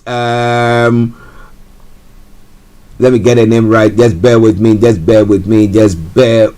me. Okay, I just gave the name earlier on, but it's eluded me. Well, but what they were trying to do was to, because of the seeding that they were talking about, it's to get somebody from the south east to do that for them, or the south as they might have put it. But interestingly, we have some people who have stormed, who are said to have stormed the offices, okay, the secretariat of the APC to petition the NWC. And it says, aspirants of the seat of Senate, a president of the 10th National Assembly, stormed the APC National Secretariat in Abuja on Thursday to present a joint petition to the party National Working Committee. In the team were former Zamfara State Governor who won election to represent Zamfara West, and Senator Abdul Aziz Yari, Senator representing Niger East, Sani Musa, and former Abia State Governor and Senate Chief Whip Oji Uzo Kalu. The investigation revealed that the former national organizing secretary of the party, who won last February National Assembly election to represent Imo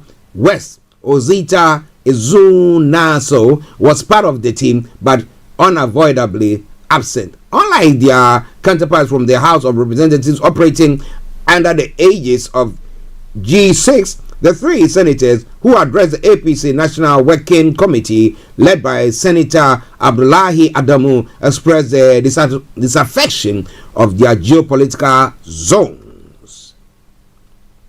Now, it goes on further to say Senator Yari, who was the first to speak, accused the APC of failure, that's the NWC of the APC, of failure to seize the initiative and leaving the president-elect Bola Ahmed Tinubu to take unilateral position in critical party matters. The former Zamfara State Governor said the North, which gave the highest number of votes to Tinubu, was about to be marginalized and warned of dire consequences.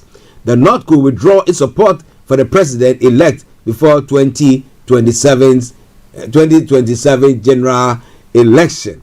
Well, he said, we are here to present our letter of grievances to you and also tell this honorable house as a leader that we are not satisfied with arrangement, and what we are expecting from you people is to give us fair play. Mr. Chairman, we know each and every success came from God. Mr. Chairman, we from the Axis, we strongly believe that we have done our best despite the whole challenges. Everyone has done his best, but we are number one. One other thing about people from the North is that they believe Buhari was a messiah. That was why they came blindly and picked up without any condition or in regard to anything. But despite the fact that many things have happened along the line, they maintain the relationship, they maintain the love, and they have not given excuses.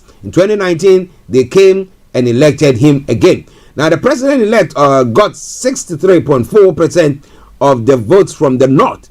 Where he came from the South, he got 36.6%. Atiku Abubakar from northern Nigeria got 68.8% of the total vote, and he got from southern Nigeria 33.2%. So now, if there is anyone who can say we own APC, we own the president-elect. It is not northern. It is northern Nigeria. Now, straight on, you can see some discrepancies up there. I mean, happening there, because if they are now saying that we want to have the Senate, the chief being the Senate presidency, we want to have that, then we have a problem, because they have the vice president. They want the Senate seat as well, the Senate presidency as well. So the president will come from the South, the Senate president and the vice president from the North. Is that what they're trying to do?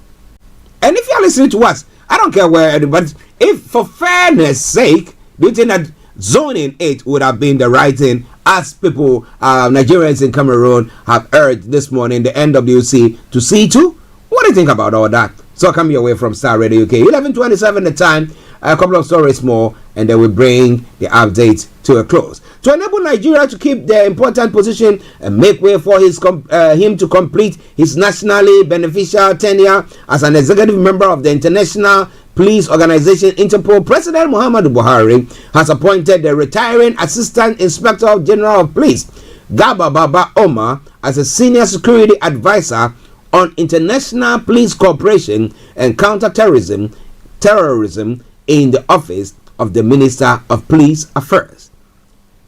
In approving his appointment, Buhari took note of a precedent in which a former executive member, AIG Kamal Suba, retired, was retained in service by the federal government of Nigeria after retirement in 2018. This was disclosed in a statement by Garba Shehu, the Senior Special Assistant on Media and Publicity, on Thursday. President also took note of the fact that during his tenure as a member of the Executive Committee, the AIG Umar assisted Nigeria in many ways, with a hope that in the remaining 1 year, he will even do more in securing equipment for crime scenes.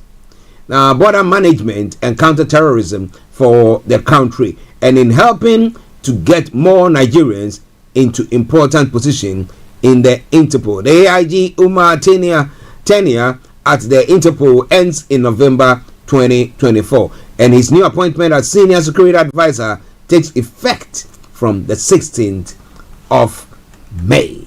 And this is all coming away from Starr Radio UK. It is your favorite African and Caribbean radio station in London, bringing you updates from Nigeria. There's one interesting story that I'll be putting across, the final one before we complete or we end the updates from Nigeria. So just bear with me.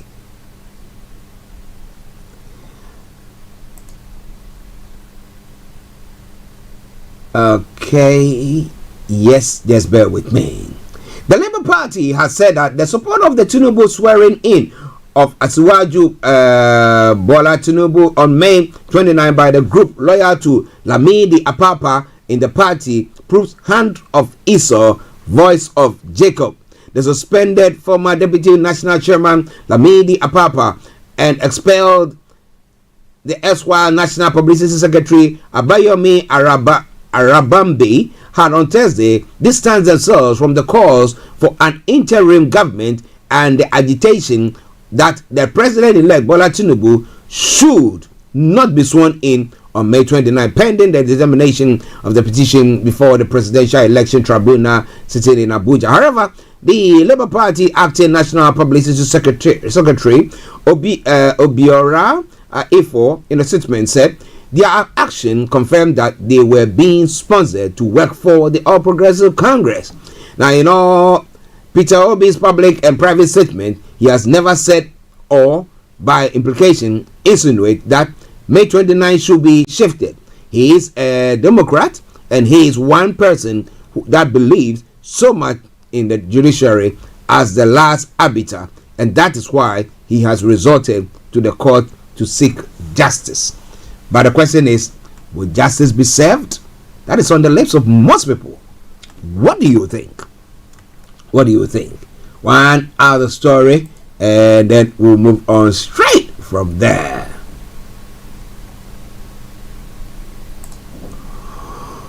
Well, yesterday we did talk about Nigeria's debt, and but Nigeria's 77 trillion naira debt mind-blowing, says oil and gas workers. Why? Are they the ones churning out the oil, the crude oil, and therefore knows exactly what the nation is supposed to be getting? However, the Petroleum and National Gas Senior Staff Association of Nigeria, Pengasen, on Thursday in Abuja, expressed concerns over Nigeria's 77 trillion naira public debt. Addressing the 7th Triennial National Delegates Conference of the association, its president Festus Osifo said the debt profile as of the first quarter of 2023 was mind-blowing. He noted that the poor implementation of fiscal and monetary policies and policy inconsistencies went against the economic growth and development of the country. According to the Debt Management Office, Nigeria's total public debt profile, representing domestic and external debt stocks, of the 36 state governments and the FCT currently stands at 77 trillion naira. This is quite alarming, mostly when you compare the cost of servicing this debt to the revenue generated by the government per annum. In the 2023 budget, for instance, we will be using virtually all the money generated as a country in servicing our debt. That is a calamity of the highest proportion unless we do all we can to increase the revenue base. My apologies. Now, while we do not condemn borrowing, we insist that the borrowed funds should not be used for consumption, but channeled into productive ventures and infrastructural development, he said. Mr. Sifu also called on the incoming government to seek other approaches to revenue generation. He expressed concerns about the current state of the economy, saying that that was expected was a steady growth in GDP, increased access to employment, and diversification of the economy. The Pengasan president noted that Nigeria's economy was confronted with the challenges of structural imbalance, corruption, weak human capital development, inequality, security challenges, and excessive dependence on oil revenue.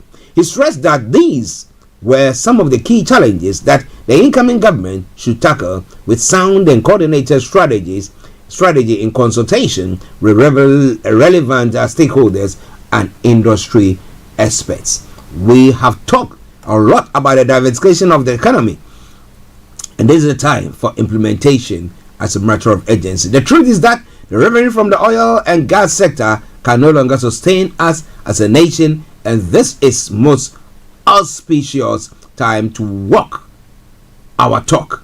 We recommend ongoing efforts of government in the agricultural sector and expect the tempo to be sustained in the entire value chain. The effort should be replicated in areas like solid minerals, tourism, and technology, among others. But we have the government saying that it's going to be embarking on a campaign against illegal mining as well. So you got it. But I remember we interviewing Captain John. Captain John, he is one of I think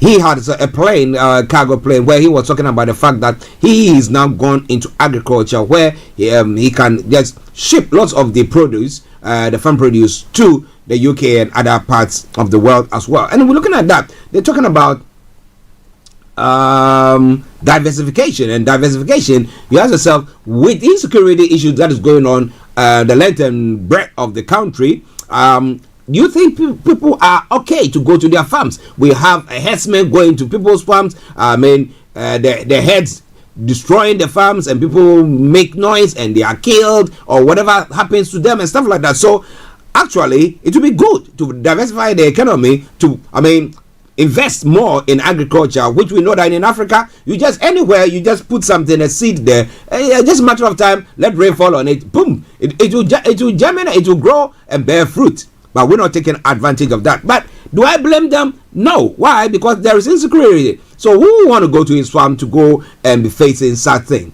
It is all coming away from Starr Radio UK. It is your favorite African and Caribbean radio station in London.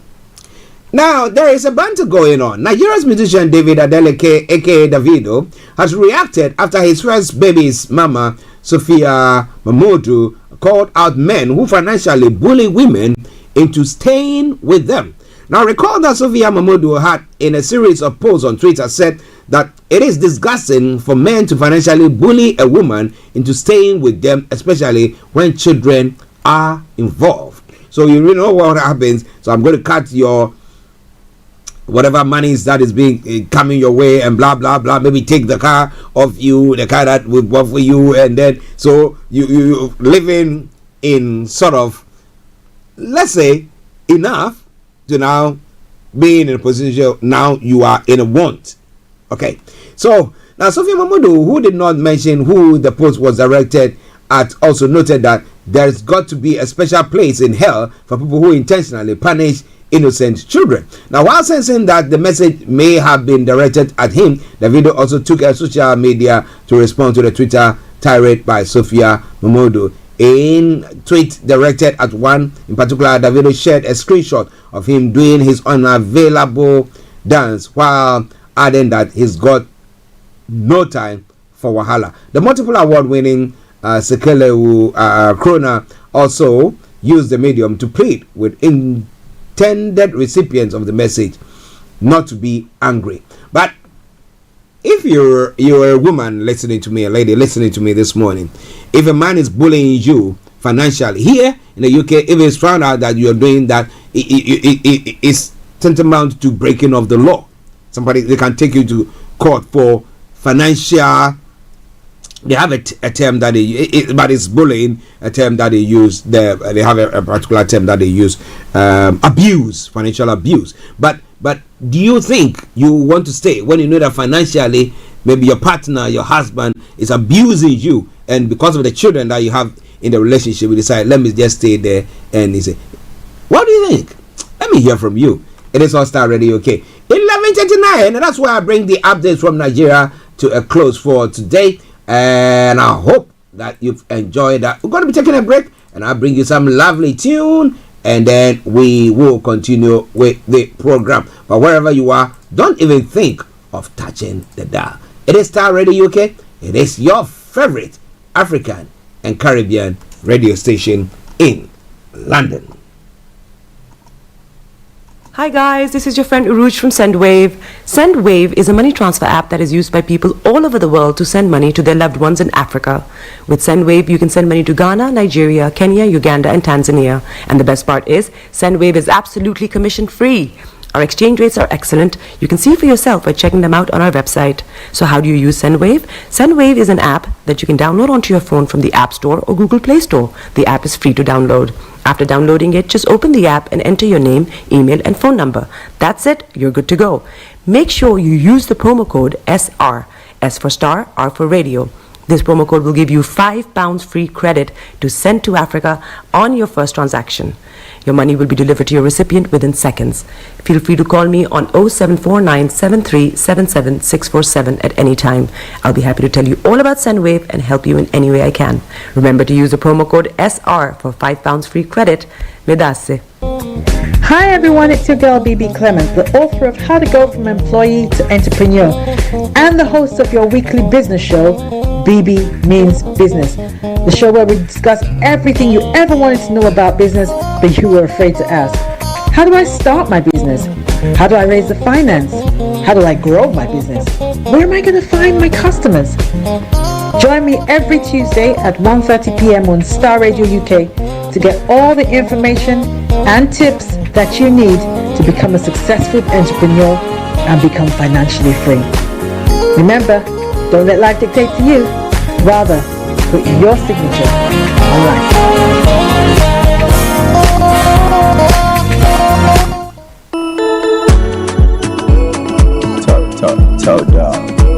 Okay, so Starr Radio UK, your favorite African and Caribbean radio station in London. Enjoy that tune from Jeanette Aurelia Demi, and I'll be back to bring you the rest of the story. But this is all for my Yoruba Nation group of supporters, or sympathizers, or Nigerians as a whole. It's your nation. Yes, enjoy it, and I'll be with you.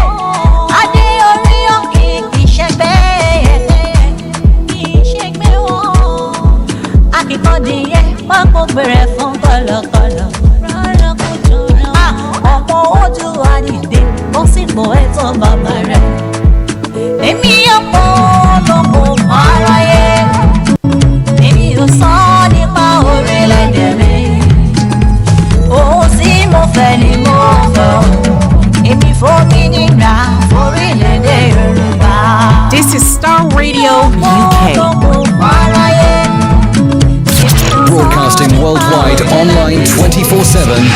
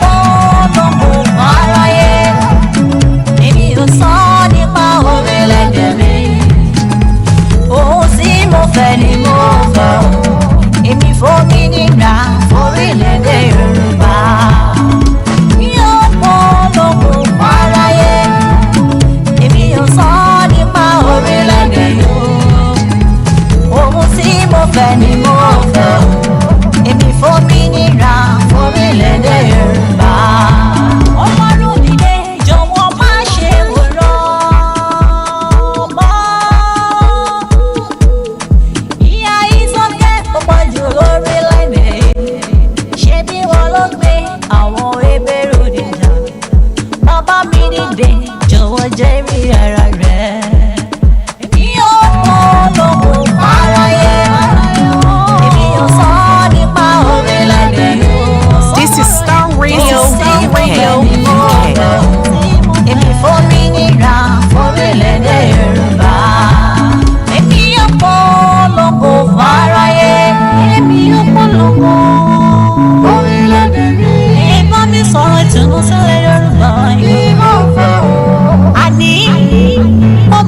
Hi guys, this is your friend Uruj from SendWave. SendWave is a money transfer app that is used by people all over the world to send money to their loved ones in Africa. With SendWave, you can send money to Ghana, Nigeria, Kenya, Uganda, and Tanzania. And the best part is, SendWave is absolutely commission free. Our exchange rates are excellent. You can see for yourself by checking them out on our website. So how do you use SendWave? SendWave is an app that you can download onto your phone from the App Store or Google Play Store. The app is free to download. After downloading it, just open the app and enter your name, email, and phone number. That's it. You're good to go. Make sure you use the promo code SR. S for Star, R for Radio. This promo code will give you £5 free credit to send to Africa on your first transaction. Your money will be delivered to your recipient within seconds. Feel free to call me on 0749 7377 647 at any time. I'll be happy to tell you all about SendWave and help you in any way I can.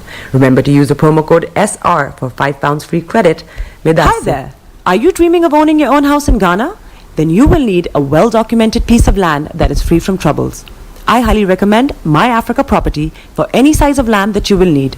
With My Africa Property, lands are available in Prampram, Sopoli, Tohenia, Ogome, Zodzova, Winneba, and many other locations at affordable prices. These locations are about an hour away from the airport, only 35 minutes from the motorway, 10 minutes drive from Central University College, 10 minutes drive to the beach, and close to Prampram Senior High School and Ghana Men's Soccer Center of Excellence. For more details, visit our website www.myafricaproperty.com or call our UK office on 0208 123 2523. For our US and Canada offices, call us on +1 585 184 994145. You can also email us at ghana@myafricaproperty.com. Star Radio. Radio for the people, by the people. Welcome back to the program Star Radio UK, your favorite African and Caribbean radio station in London. What the time now? 30 minutes to the top of the hour. At 12 o'clock, the lines will be open for you to add a voice to the discussions, and then at 12:30, we'll bring the first part of the program to close and go take you straight to Kent, where our money man is, and we're going to be having a chat with him. So wherever you are, stay tuned and don't touch the dial. Okay. Now let's move on straight to what is happening in other African states. Now, Kinshasa conflict, 1 soldier and 4 militiamen killed.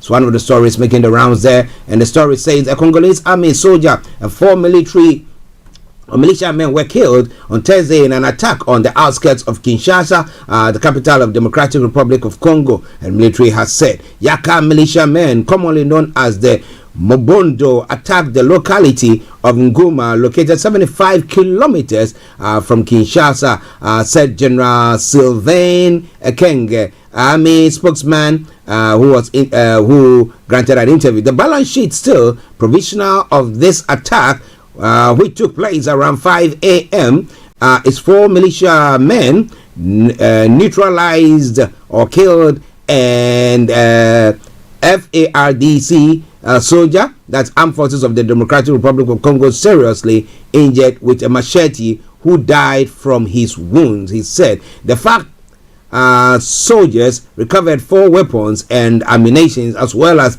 several edge weapons, adding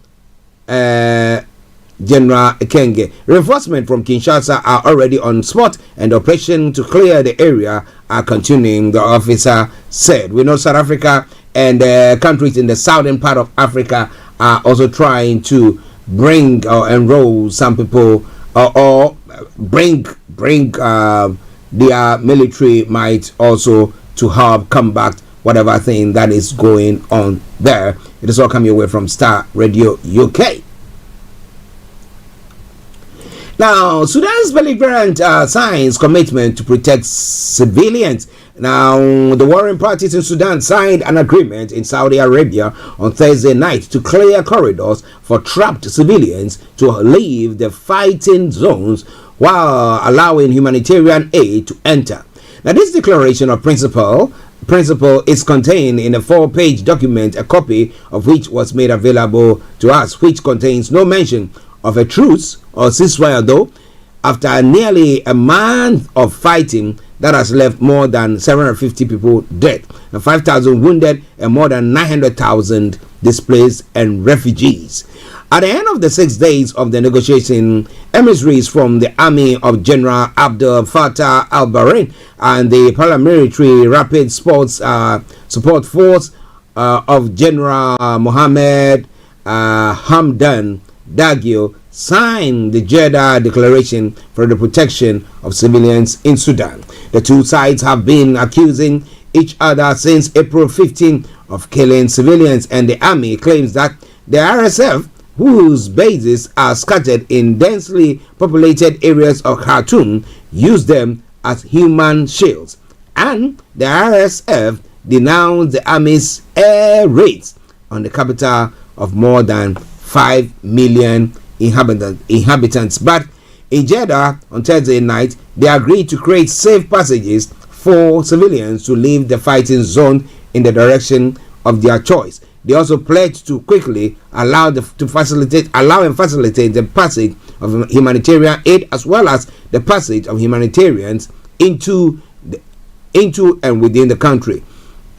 At least 18 aid workers have been killed so far while trying to help traumatized population. For the past 4 weeks, millions of Sudanese, mainly Khartoum and Darfur in western Chad, have been barricaded in their homes, surviving in sweltering heat without running water or electricity for fear of going outside and being mowed down by a stray bullet. It goes on further. The food and money are running out everywhere, and the United Nations is warning of soaring hunger, a scourge that has long plagued the country. That's Sudan.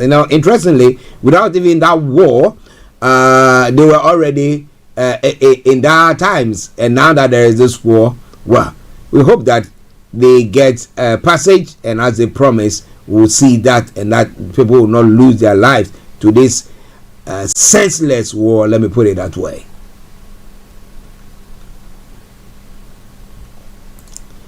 In Guinea, police have denied on Thursday that 7 people were killed during demonstrations against the junta the previous day, as the opposition has said. The figure given by the organizers of the demonstration is false and is only imaginary. Now, police spokesperson Morikaba said they simply want to discredit the authorities who are doing everything to avoid deaths during demonstrations, he said. The false vibes on opposition group made up of parties, unions, and civil society organizations said 7 people were killed and 32 wounded by gunfire on Wednesday. Now, protests in Guinea routinely result in clashes with security forces. The total of the violence is still difficult to establish precisely. The force vice have called for the resumption of demonstration for the release of 3 civil society figures who have been in prison for several months, as well as the prisoners who the collective considers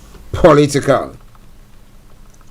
The collective is calling for the opening of a credible dialogue with a view to the rapid return of civilians to the leadership of the country, as well as the lifting of the ban on all demonstrations introduced in 2022 by the junta in power since a coup in 2021. The 3 civil society figures were released on Wednesday evening. Umar Sila Alas Fonike Mango, Ibrahim Diallo, and Mahmoud Bilo Ba are leaders of the National Front for the Defense of the Constitution, an organization dissolved by the junta but which is part of the force vibes.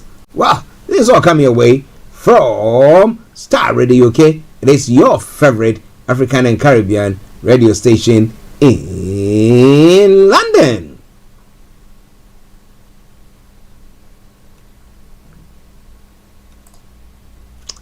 Now, one story that is coming from South Africa pertains to the alleged accusation by the American American ambassador to South Africa. The U.S. ambassador to South Africa has accused the country on Thursday of providing weapons and ammunition to Russia for its war in Ukraine via a cargo ship that docked secretly at a naval base near the city of Cape Town for 3 days in December. Now, questions were raised in South Africa's parliament on Thursday, and President Cyril Ramaphosa said an investigation was underway. Now, Ambassador Ruben Brigitte said the U.S. was certain the equipment was loaded onto the Russian vessel at the Simonstown naval base and then transported to Russia, according to reports of his comments carried by multiple South African news outlets. Ramaphosa was in Cape Town answering questions in parliament when news of Brigitte's comments broke. Now, when a lawmaker asked about the weapons and ammunition, the president replied that the matter is being looked into and in time we will be able to speak about it. Now, Ramaphosa declined the comment further, citing the need for investigation to play out. The leader of the political opposition, John Steenhuisen, asked the president if South Africa was actively arming Russian soldiers who are murdering and maiming innocent people. Steenhuisen said also asked if Ramaphosa could confirm that weapons of war were loaded onto the Russian ship. Now, ammunition supplies have become a problem for Russia in the war. The leader of the Russian private army Wagner complained last week after his mercenary soldiers in Ukraine were allegedly dealing with dire shortages. In a statement issued later on Thursday, Ramaphosa's office acknowledged a Russian ship named the Lady R docked in South Africa, but the office did not say where or what the purpose of the stop was. The statements criticized the American ambassador for going public and said there was an agreement that U.S. intelligence services will provide whatever evidence they have to aid South Africa's investigation. The Lady R and Russian company tied to it, Transmorflot LLC, were sanctioned by the U.S.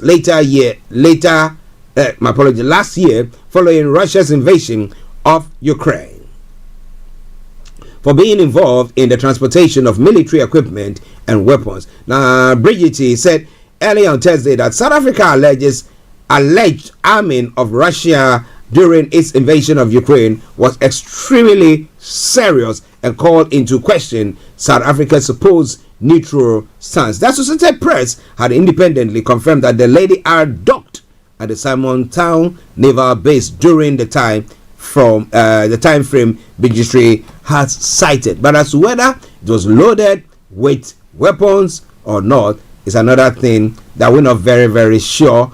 But it's all coming your way from Starr Radio UK. We hope to get the details of it. But as the president has said, there should be an investigation. As it turned into Ghana and Nigeria, everything, there could be an investigation. Meanwhile, they come, it's a whitewash one as well.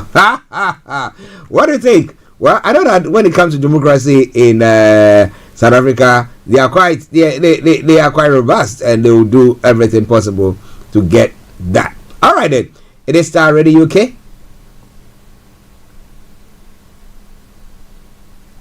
Your favorite African and Caribbean radio station in London. We'll take a quick break and move on to some other stories making the round this time around in Ghana as well. So wherever you are, stay tuned and don't touch the dial. Hi guys, this is your friend Uruj from SendWave. SendWave is a money transfer app that is used by people all over the world to send money to their loved ones in Africa. With SendWave, you can send money to Ghana, Nigeria, Kenya, Uganda, and Tanzania. And the best part is, SendWave is absolutely commission free.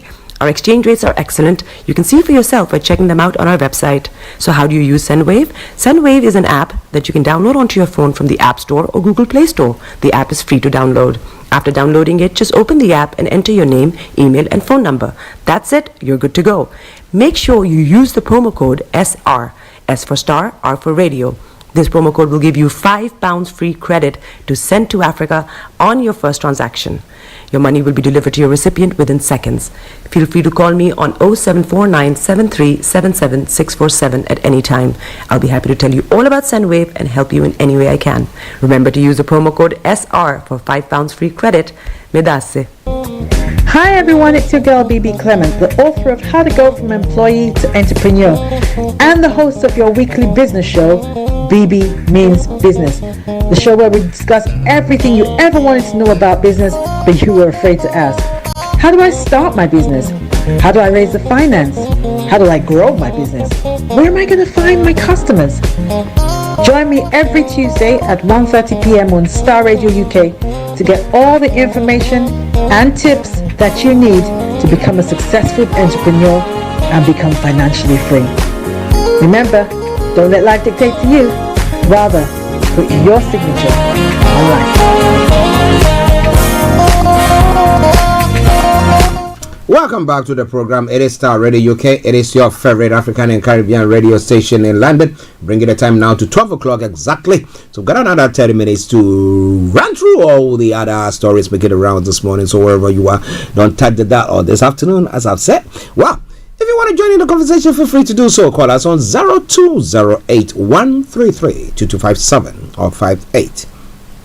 02081 332257 or 58. If you happen to be in the US and Canada or the Caribbean area, it is 001 718 303 2737 001 718 303 2737. You can also text or WhatsApp us, it is 0753966144 0753966144. You can call us on the WhatsApp as well, and I'll be able to pick that as well. So you don't have any excuse to say that I wasn't able to get in touch, because we've made provision for every one of you, whatever your means of communication is, to also get in touch with us. But it's all coming away from Star Radio UK. It is your favorite African and Caribbean radio station in London. Yes, we are on Twitter as well. You can tweet us. Our Twitter handle is Star Radio UK, and email address is info@starradiouk.com. All right then, now let's move on. Now in Ghana, the biggest opposition party, or the largest opposition party, is supposed to go for in some internal elections tomorrow. However, there seems to be an interlocutory injunction that has been imposed on them. But a hearing is supposed to take place today, and now we'll try to see whether there is going to be any U-turn there or not. But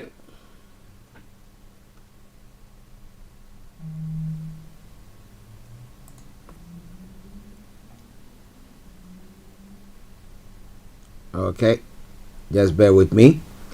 Well, but one of the aspirants in the person of Kojo Bonsu has made a U-turn, urging Dufour to withdraw suit of ahead of the NDC primaries.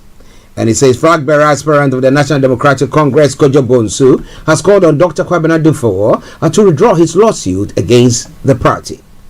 He wants the former finance minister to rather work together to find an amicable solution to the issues surrounding the upcoming presidential and parliamentary primaries.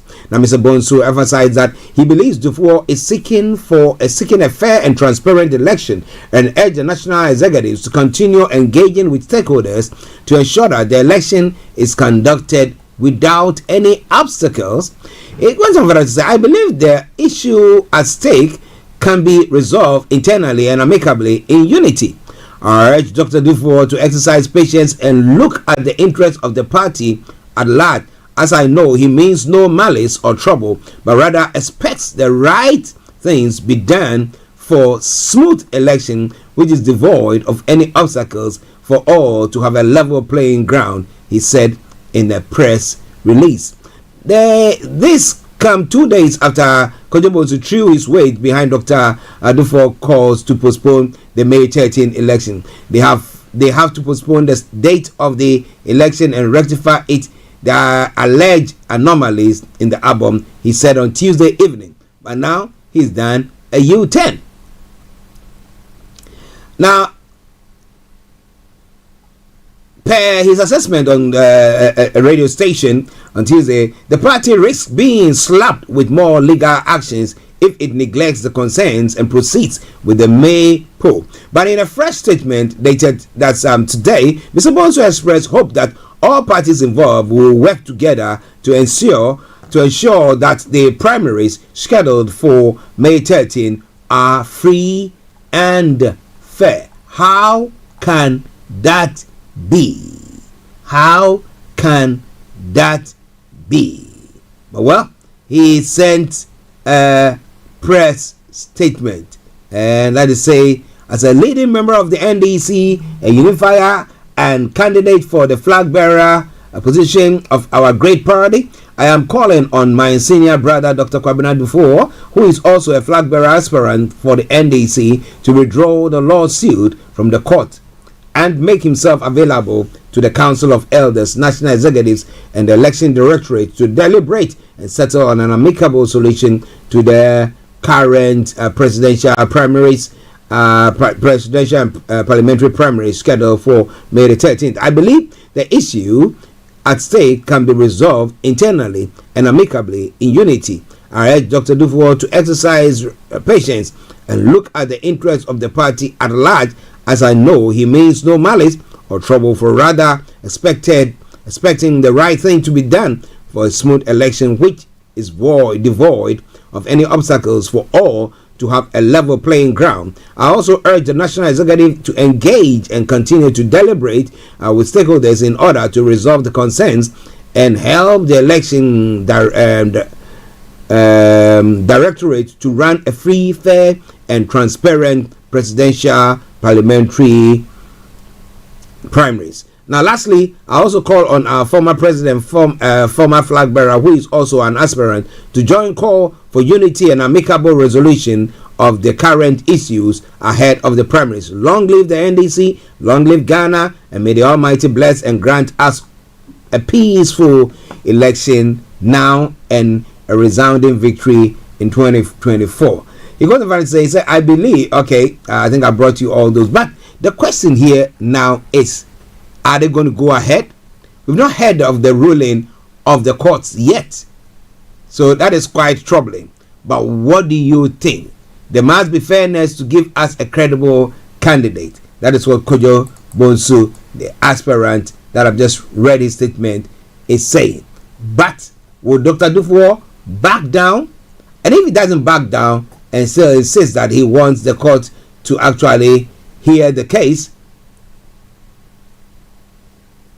Okay.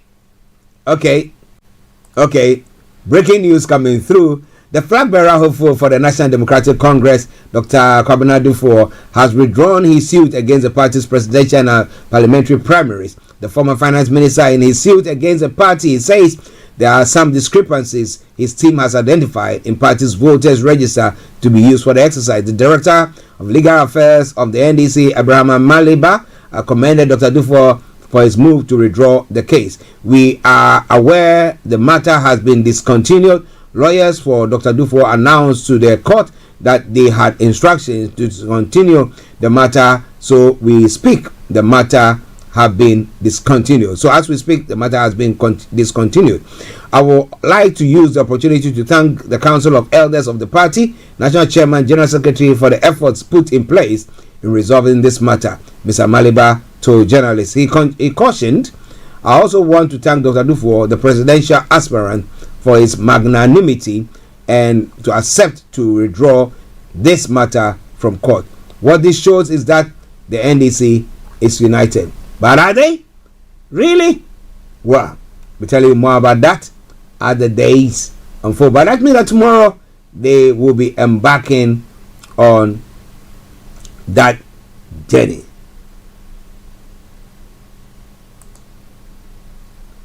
Okay.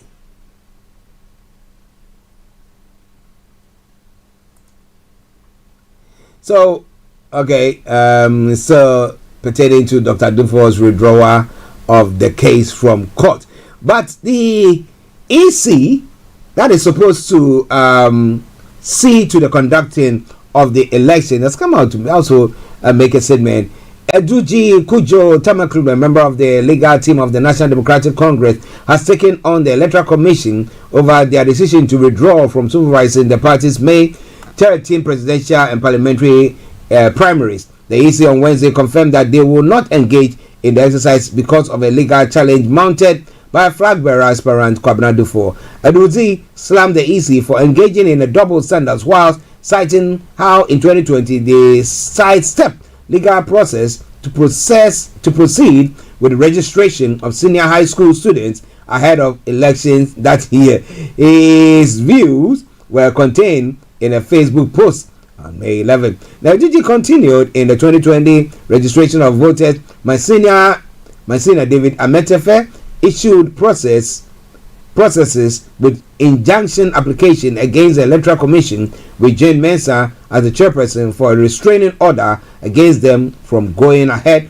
of the registration of the SHS students. Now, notwithstanding the fact that the injunction application was duly served on them, they decided to go ahead with the registration. Today, the EC says they want to respect the process of the court. Possibly, they have had a Damascus moment, and we are in this country. People can't even hide their true motives. But can you blame them? The gods are not to blame, his post concluded. But that's quite an interesting one. Maybe they've reformed. Who knows? They've changed. Who knows? Well. It's all Starr Radio UK. It is your favorite African and Caribbean radio station in London. Okay. One other story. In relation to that story as well, Bernard Alote Jacobs says dark horses are within the National Democratic Congress, and these horses have set a trap for former Minister for Finance and presidential aspirant of the party, Dr. Dufour. Unfortunately, he has fallen right into the trap. The trap, he noted, was that for Dr. Dufour to take legal action against the party to postpone their presidential primary schedule. A petition has been sent to the Electoral Commission and Election Committee of the NDC under the signature of Kofi Kukabo, head of the research and strategy with the campaign team of Dr. Dufour. But as we said this morning, it has been withdrawn. We are going to the polls on the 13th of May, but we have not received the register, which is going to be used for the election. So my campaign team is demanding for the release of this register. We have written to the party, so we are waiting for them. Is it going to be a free and fair election there? It is Starr Radio UK, your favorite African and Caribbean radio station in London. All right, we're going to take a break and we'll go to other parts of the world as well, and we'll look at some of the other stories making the round. Ex-Pakistan Prime Minister Imran Khan should be released from custody and not re-arrested for at least 2 weeks, the court has ruled. Lots more going to be coming your way from this. It is Starr Radio UK.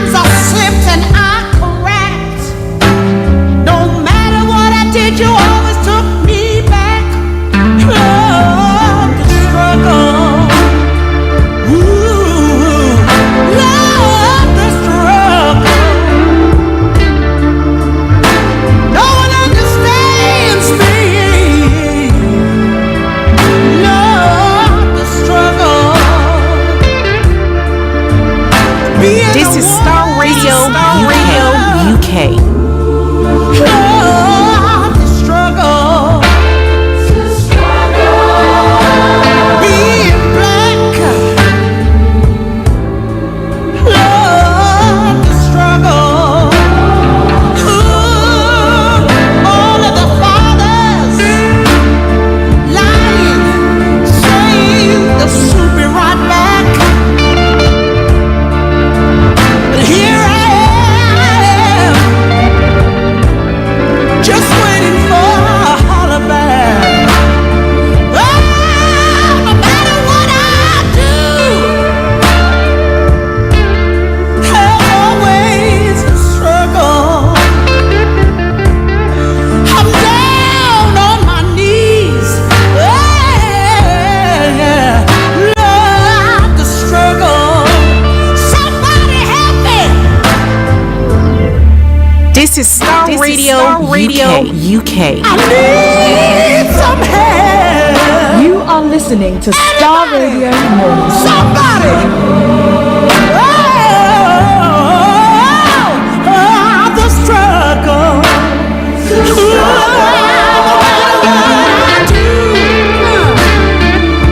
Lord, there's always a struggle. I'm down on my knees.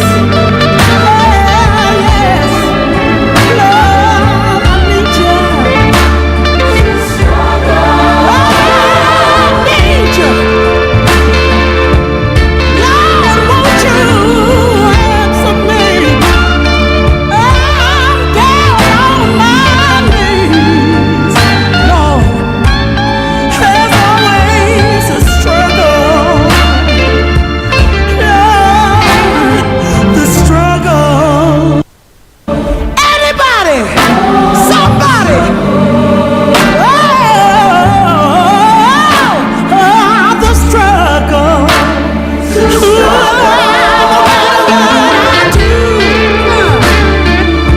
Lord, there's always a struggle. I'm down on my knees. Yes, Lord, I need you. I need you. Lord, won't you answer me? I'm down on my knees. Lord, there's always a struggle. Lord, the struggle. This is Starr Radio UK. Welcome back to the program, The Struggle, from Mika Paris. All right then, I hope you enjoyed it. Now let's move on straight to some of the other stories making the rounds in other parts of the world. And this time round, taking you straight to Pakistan, where it's all unraveling. And it says, well, Imran Khan to be released from custody in Pakistan, the court has ruled.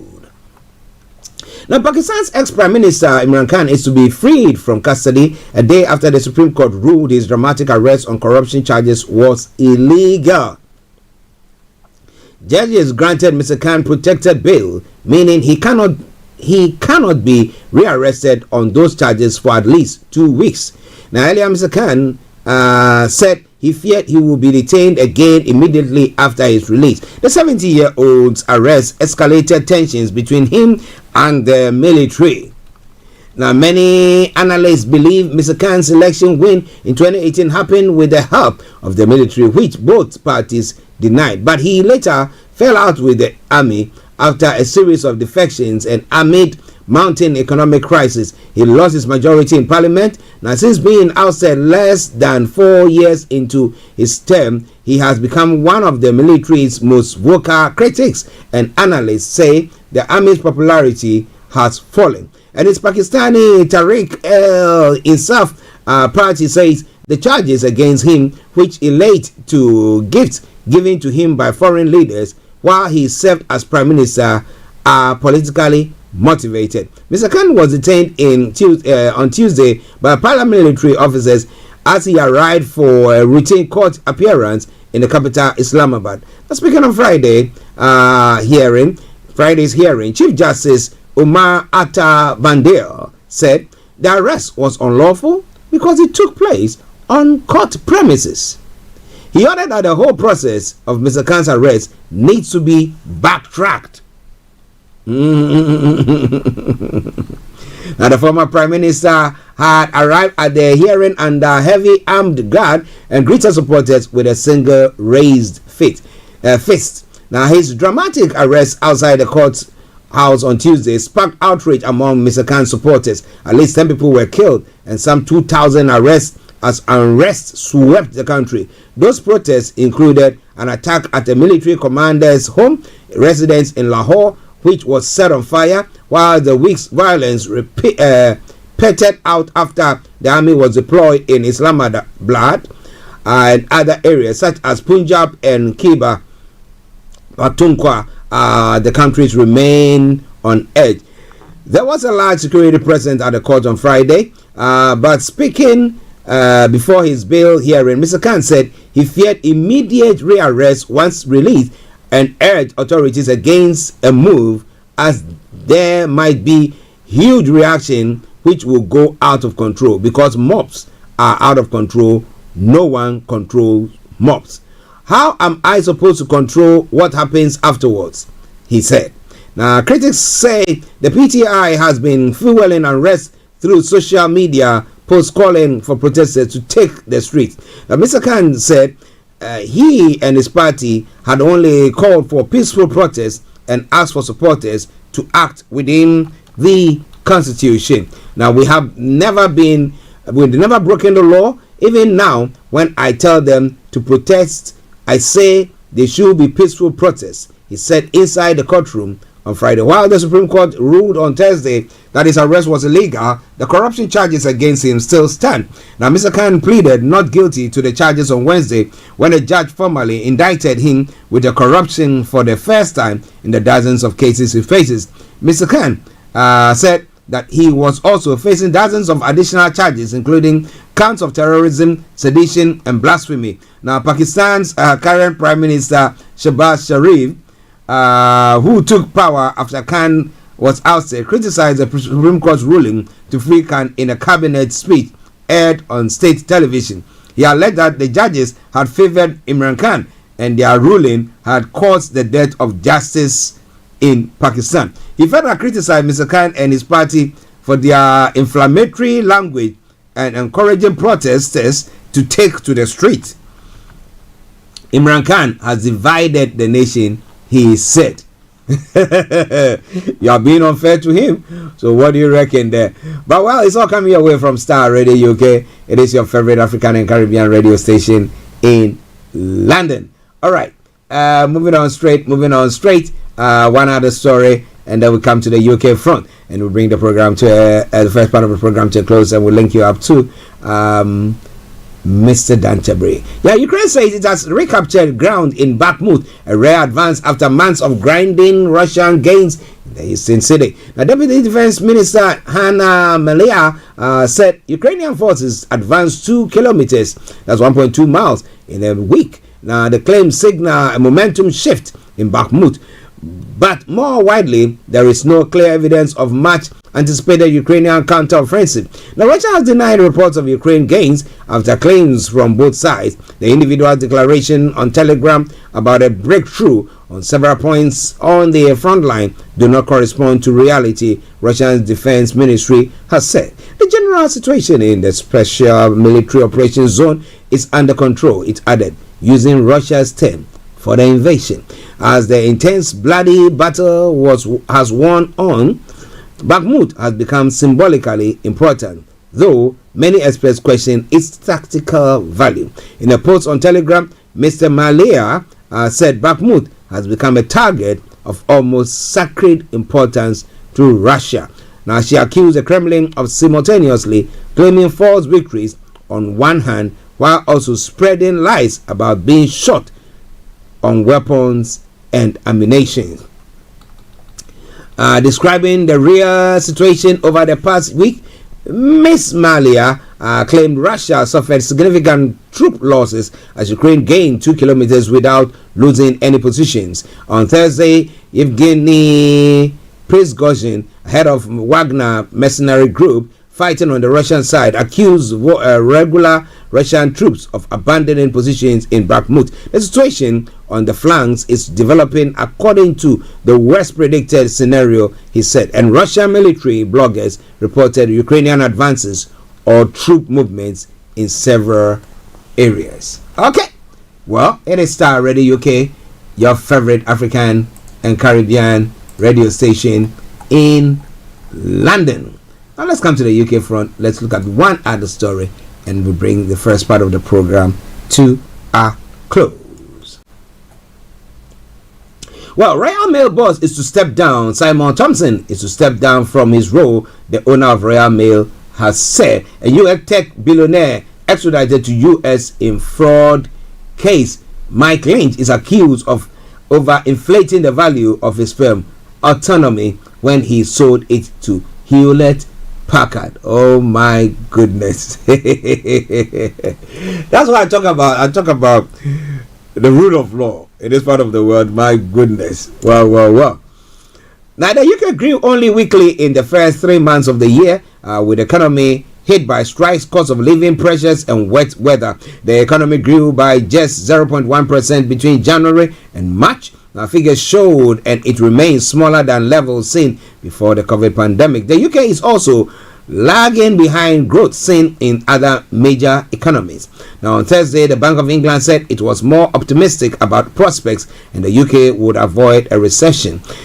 Its comments came after the bank increased interest rates to 4.5% from the 4.25 as part of its continued attempt to slow soaring prices. The ONS figures showed that while the economy grew slightly over the first 3 months of 2023 in March, it contracted by 0.3% with car sales and the retail sector having a bad month. The economy is still 0.5% smaller than pre-pandemic levels, the ONS said.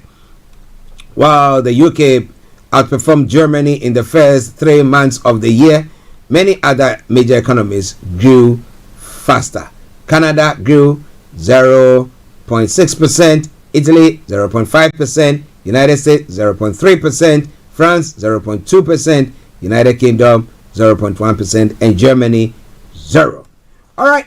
So this is where I bring the first part of the program to a close. Then I will take you straight to Mr. Dan Tebbery for what is happening on the Money Hour. And today we are looking at scams.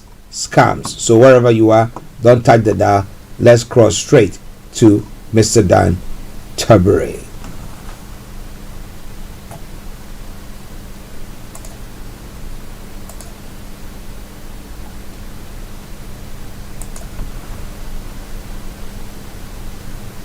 Good afternoon to you, Mr. Tebbery. Good afternoon, Archie. How are you? Lovely to be speaking to you again this afternoon. Yes, so lovely to have you on. How are you doing, sir?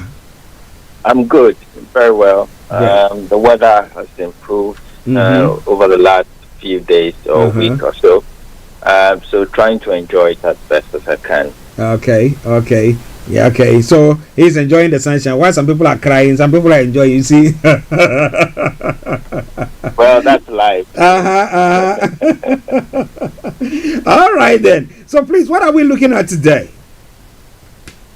Today, just want to pick up on a conversation we started having a couple of weeks or so ago, mainly around the issues of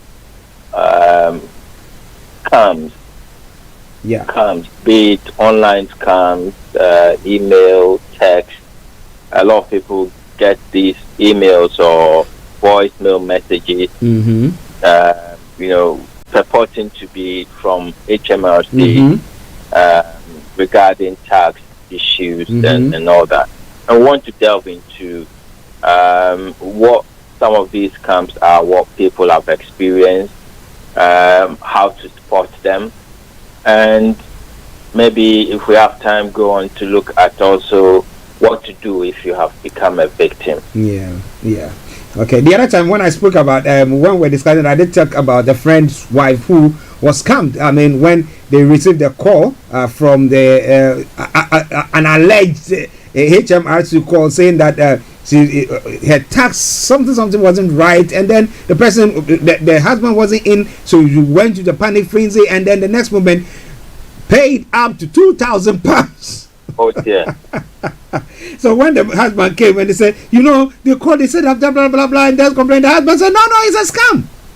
Oh my But God. she'd already parted with that money. I don't know whether she's managed to reclaim that money. And this morning, interestingly, whilst I was getting myself ready, I saw that I was expecting some calls.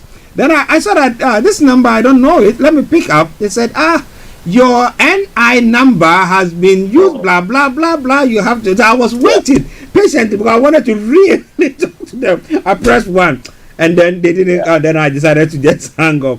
Now, so it is something that is going on that if you are not, if you don't take care, you might fall prey to it, and it will be. So what are some of these scams going on, so that some of our listeners will know, those who don't know will know, and those who were not part of the program the last time we had a conversation on that will know as well.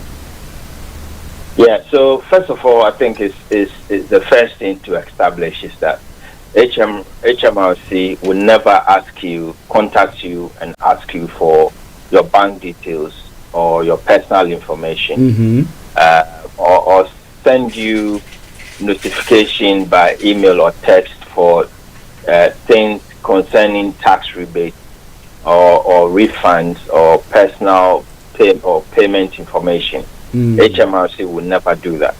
And if they have to contact you by phone, usually, or email, they would quote your tax reference number. That's right. That is something that these scammers do not have. And so they will not be able to put it in a text or in an email. Some of these contacts come, as you described, some of the contacts, the scams we've had so far, either by text, and it will tell you you have a tax refund for this year, blah blah blah, and that contact us on this number or click 1, and then to contact us.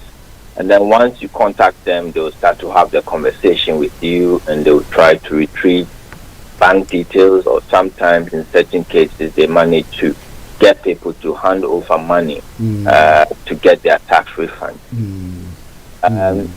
Most common as well sometimes are emails, and then you get an email with and then in the email it has hmrc.gov.co something. It looks very realistic. If you are not very careful, it can catch anybody out. Also about refunds or tax rebates, and telephone calls have been coming in. We've seen the telephone calls coming where sometimes, as you described, they threaten you basically that you're going to go to jail or something, a tax fraud associated with your accounts or NI number. So we know all those kind of things are going on.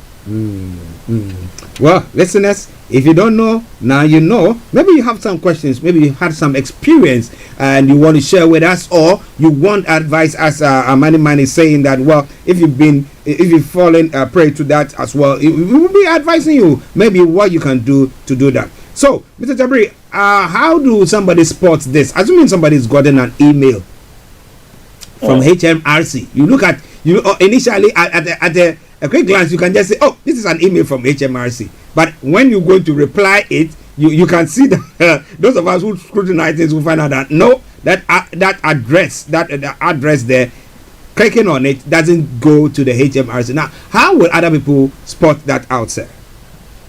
Yeah, so you first of all check the email address carefully. What the scammers try to do is that they would set up an email address, sometimes even it's a Gmail or a Hotmail account with HMRC somewhere in between. So if you don't check the email address correctly, that's you get caught out. So that's one way to find out. So check the email address. Check the full email address. It might have hmrt.gov.uk at hotmail.com or at Gmail or at whatever. But the email address of HMRC is not a Google account. It's a gov.co.uk account. Yeah. So it should be very easy. Yeah.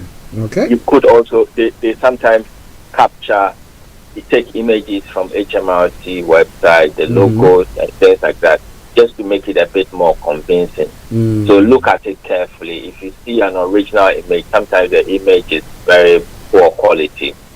And yeah, you can see that this has been adapted from somewhere. Also check the language that they're using.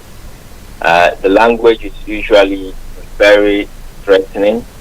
They come across very aggressive. Yeah. Because the whole idea is to get you to react very quickly to them, not consult or get help from anywhere, so that before they are found out, they manage to grab your money and go. And also, if you get some of these things out of the blue, if it's unexpected, that is also something that you should be worried about. HMRC will not contact you out of the blue. Usually, if they have to call you about a tax debt or anything like that, or refund, they would have sent letters, actual letters in the post to you. So they won't get contact you out of the blue. And then also where the email is asking for personal details, also be warned. And also where sometimes they put in, especially if it comes onto your phone by text message. Yeah. They'll put a link in there to click on this link and then get in touch with us. Please don't click on any of such links because they may have malware in those links where they may take control over your phone and be able to access your bank accounts on your phone or access your details, passwords, etc. that you have on your account and take over completely. So those are the things that you need to watch out for. Okay. Listeners, Starr Radio UK, Money Hour with our money man, Mr. Dante Ray, CEO of GI Accountancy Services. Now, you have any issues pertaining to your accounting, name it, from archaeology to zoology, he will solve it out for you.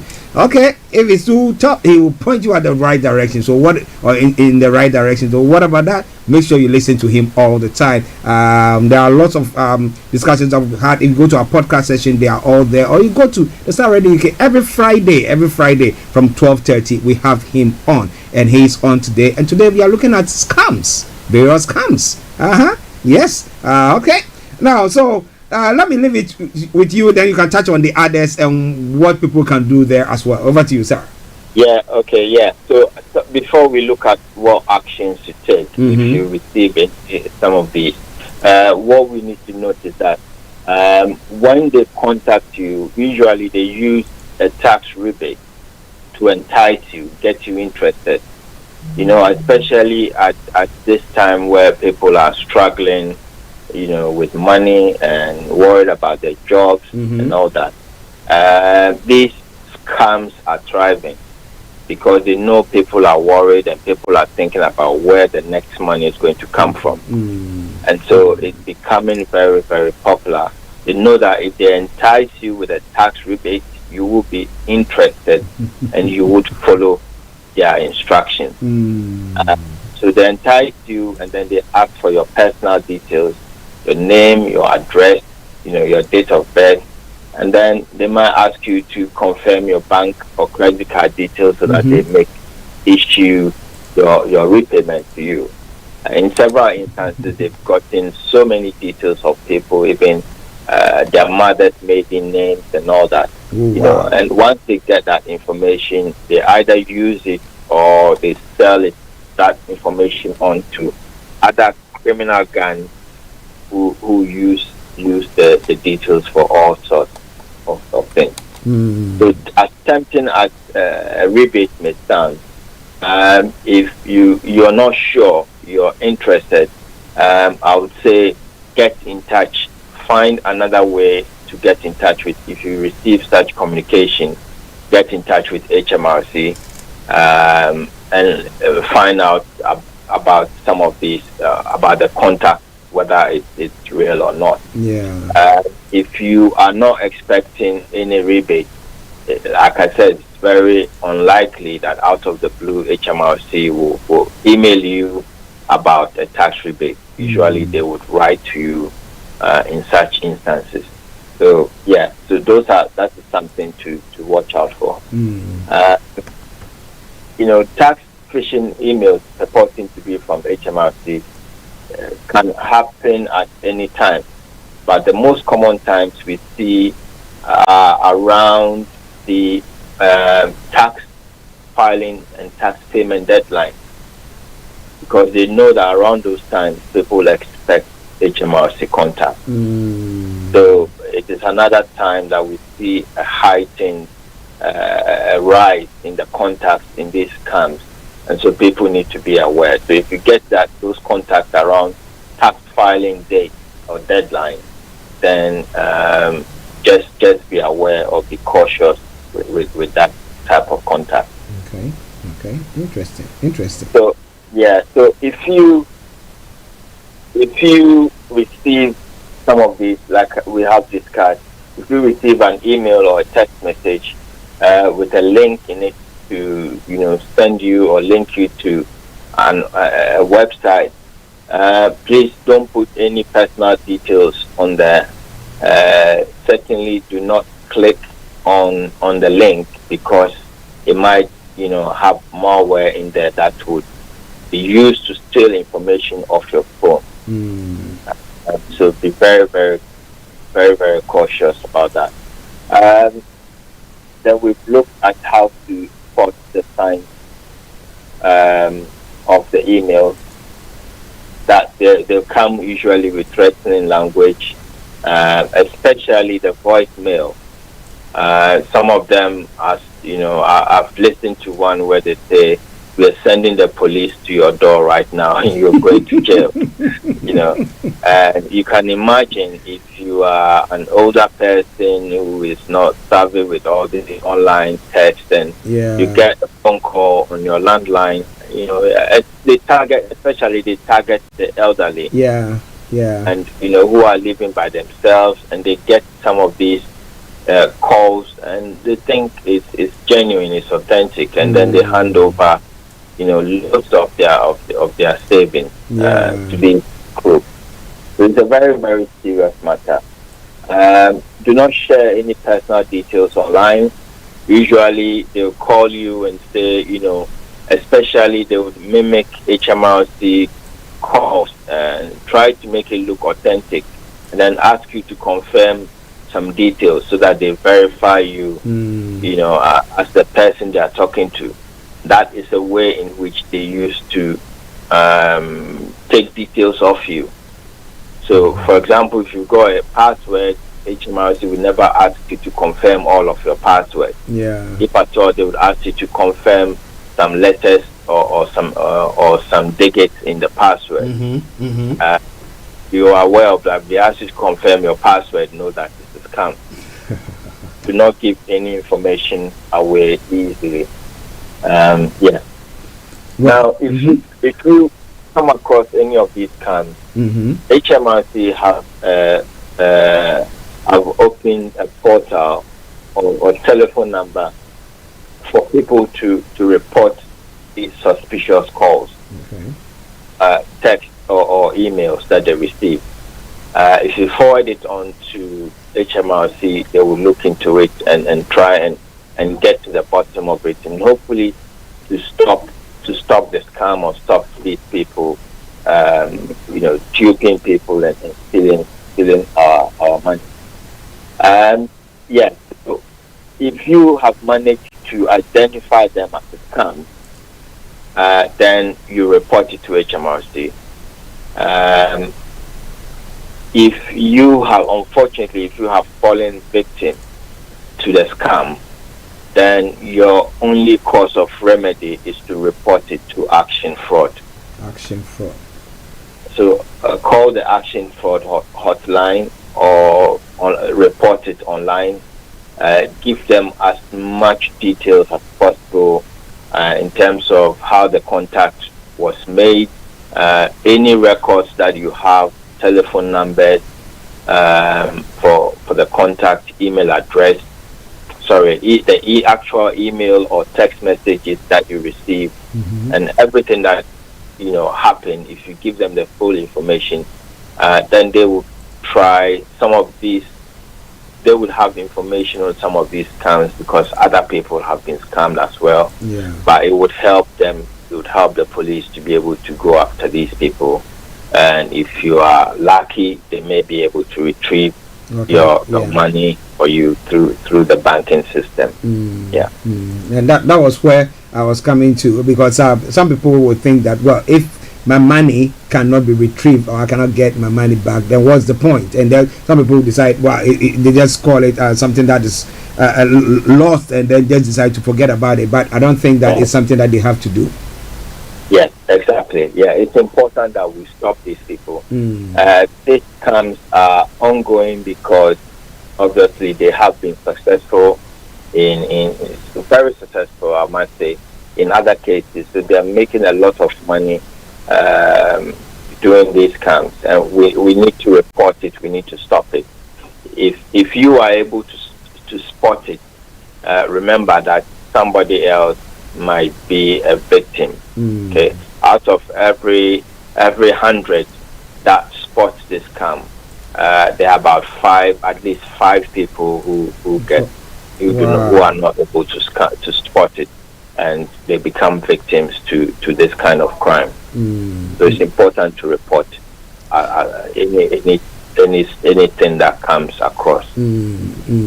But if assuming I'm with somebody, or maybe in the office or somewhere, and then I can see that is a scam, that the person is the person feeling that is the truth, and it's so feeling that that is being convinced to do something about it. Do you think that if I'm advising the person is not okay, can I call the HMRC or this the Action Fraud to help the person in that step? Absolutely. I mean, HMRC, what we need to understand that they are vulnerable people for all sorts of reasons in our society, and they are the ones who fall victim most to some of these scams. So if you are a good neighbor, if I can call it that way, then you have to help out. It might seem so obvious to you, some of these scams, but for some people, they're going through so many issues, so many things in their life. Sometimes their head is not even straight, and some of these things come along and they make all the wrong decisions. So definitely HMRC will be happy to speak to anybody who is willing to help another person deal with this scam situation. Okay, so you see, if you are listening to us, you could be your neighbor's keeper. Okay, you could be your neighbor's keeper. If you see that the person is falling prey to that, please help out, and you can call the Action Fraud line. But Mr. Chabri, before we round up everything, can you just sum it all up nicely, and then we can put your contact details across for listeners to know. He is the CEO of GIL Accountancy Services, and you have anything from A to Z when it comes to accounting, you have to just contact him, and I promise you will see the difference in there, from rates to what, name it. Okay, so over to you, Mr. Tabiri.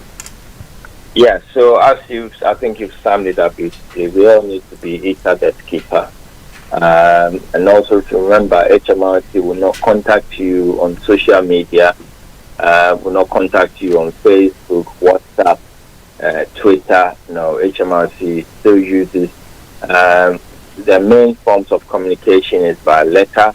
They have to contact you by text or email. They would definitely would have contacted you by letters before. So you would not, out of the blue, receive text messages concerning refunds or rebates.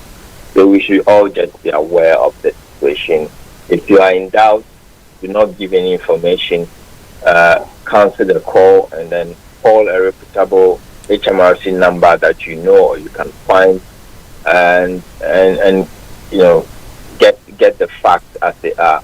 Don't give any details. If you have any doubts, go to the original source and get that clarified. If you have any concerns or need any advice regarding these matters or any tax or accountancy issues, I'm happy to speak to you on 079-6124-8834, 079-6124-8834. Otherwise, you can also reach me on email at dan@gilaccountants.com, dan@gilaccountants.com. Okay, listener, that is our own Mr. Dan Tebiri, CEO of GIL Accountancy Services, coming your way today. And today we've looked at the various scams that is going around, and we don't want you to fall victim to it. So with the discussion that we had so far, please make sure you get in touch. If you see someone who is falling prey to that, please call the Action Fraud line, and then they will help out. But for all your accounting issues, as he said, contact him and he will help you on that front. Mr. Tebiri, let me say thank you very, very much for this wonderful time with you once again. You're most welcome, and it's been a pleasure. Look forward to speaking with you again next week. Thank you very much. Regards to the family. I will do. Thank you. Right. Bye. Well, listeners, that was Mr. Dan Tebiri, CEO of GIL Accountancy Services and Money Man, and today we look at the various scams that is going around where people are falling prey to. But we don't want you to do so. So make sure you know what to do. But well, this afternoon, exactement at 3 p.m., what will be happening? Yes, live once again, Roots of Africa and Idol Network's presentation, hosted by Mr. Frank Davis, and today he will be having Engineer Teddy. Okay, so let me say thank you very much to each and every one of you for tuning in once again to listen to us. It's been a pleasure coming your way. Until we come your way on Monday, where I'll be having Mr. Olaimi Koiki and all the team here on this radio station or on this platform. It has been me, Archie, saying have a top of the day. Enjoy your weekend and keep yourself safe. But enjoy this song from Stephen Marley. It says, Babylon System. May that not happen to you. All right then. Bye-bye for now. Well, Ian, and welcome to the 75th celebration of the King. See, Bob Marley. Love. 1, 2, 3. Hi there, this is CJ Buckman, your life coach. And whenever I'm in London, I listen to Starr Radio UK right here. But guess what? You can listen to wherever you are. This is Starr Radio UK. Thanks for listening. Thanks for listening. Used to be what you wanted us to be. We are what we are. That's the way it's going to be. If you don't know, you can't educate for no equal opportunity. Talking about my freedom, talking about my freedom, people freedom and liberty. Yeah, we've been treading on a wine press much too long. Rebel, we've been taking for granted much too long. Rebel.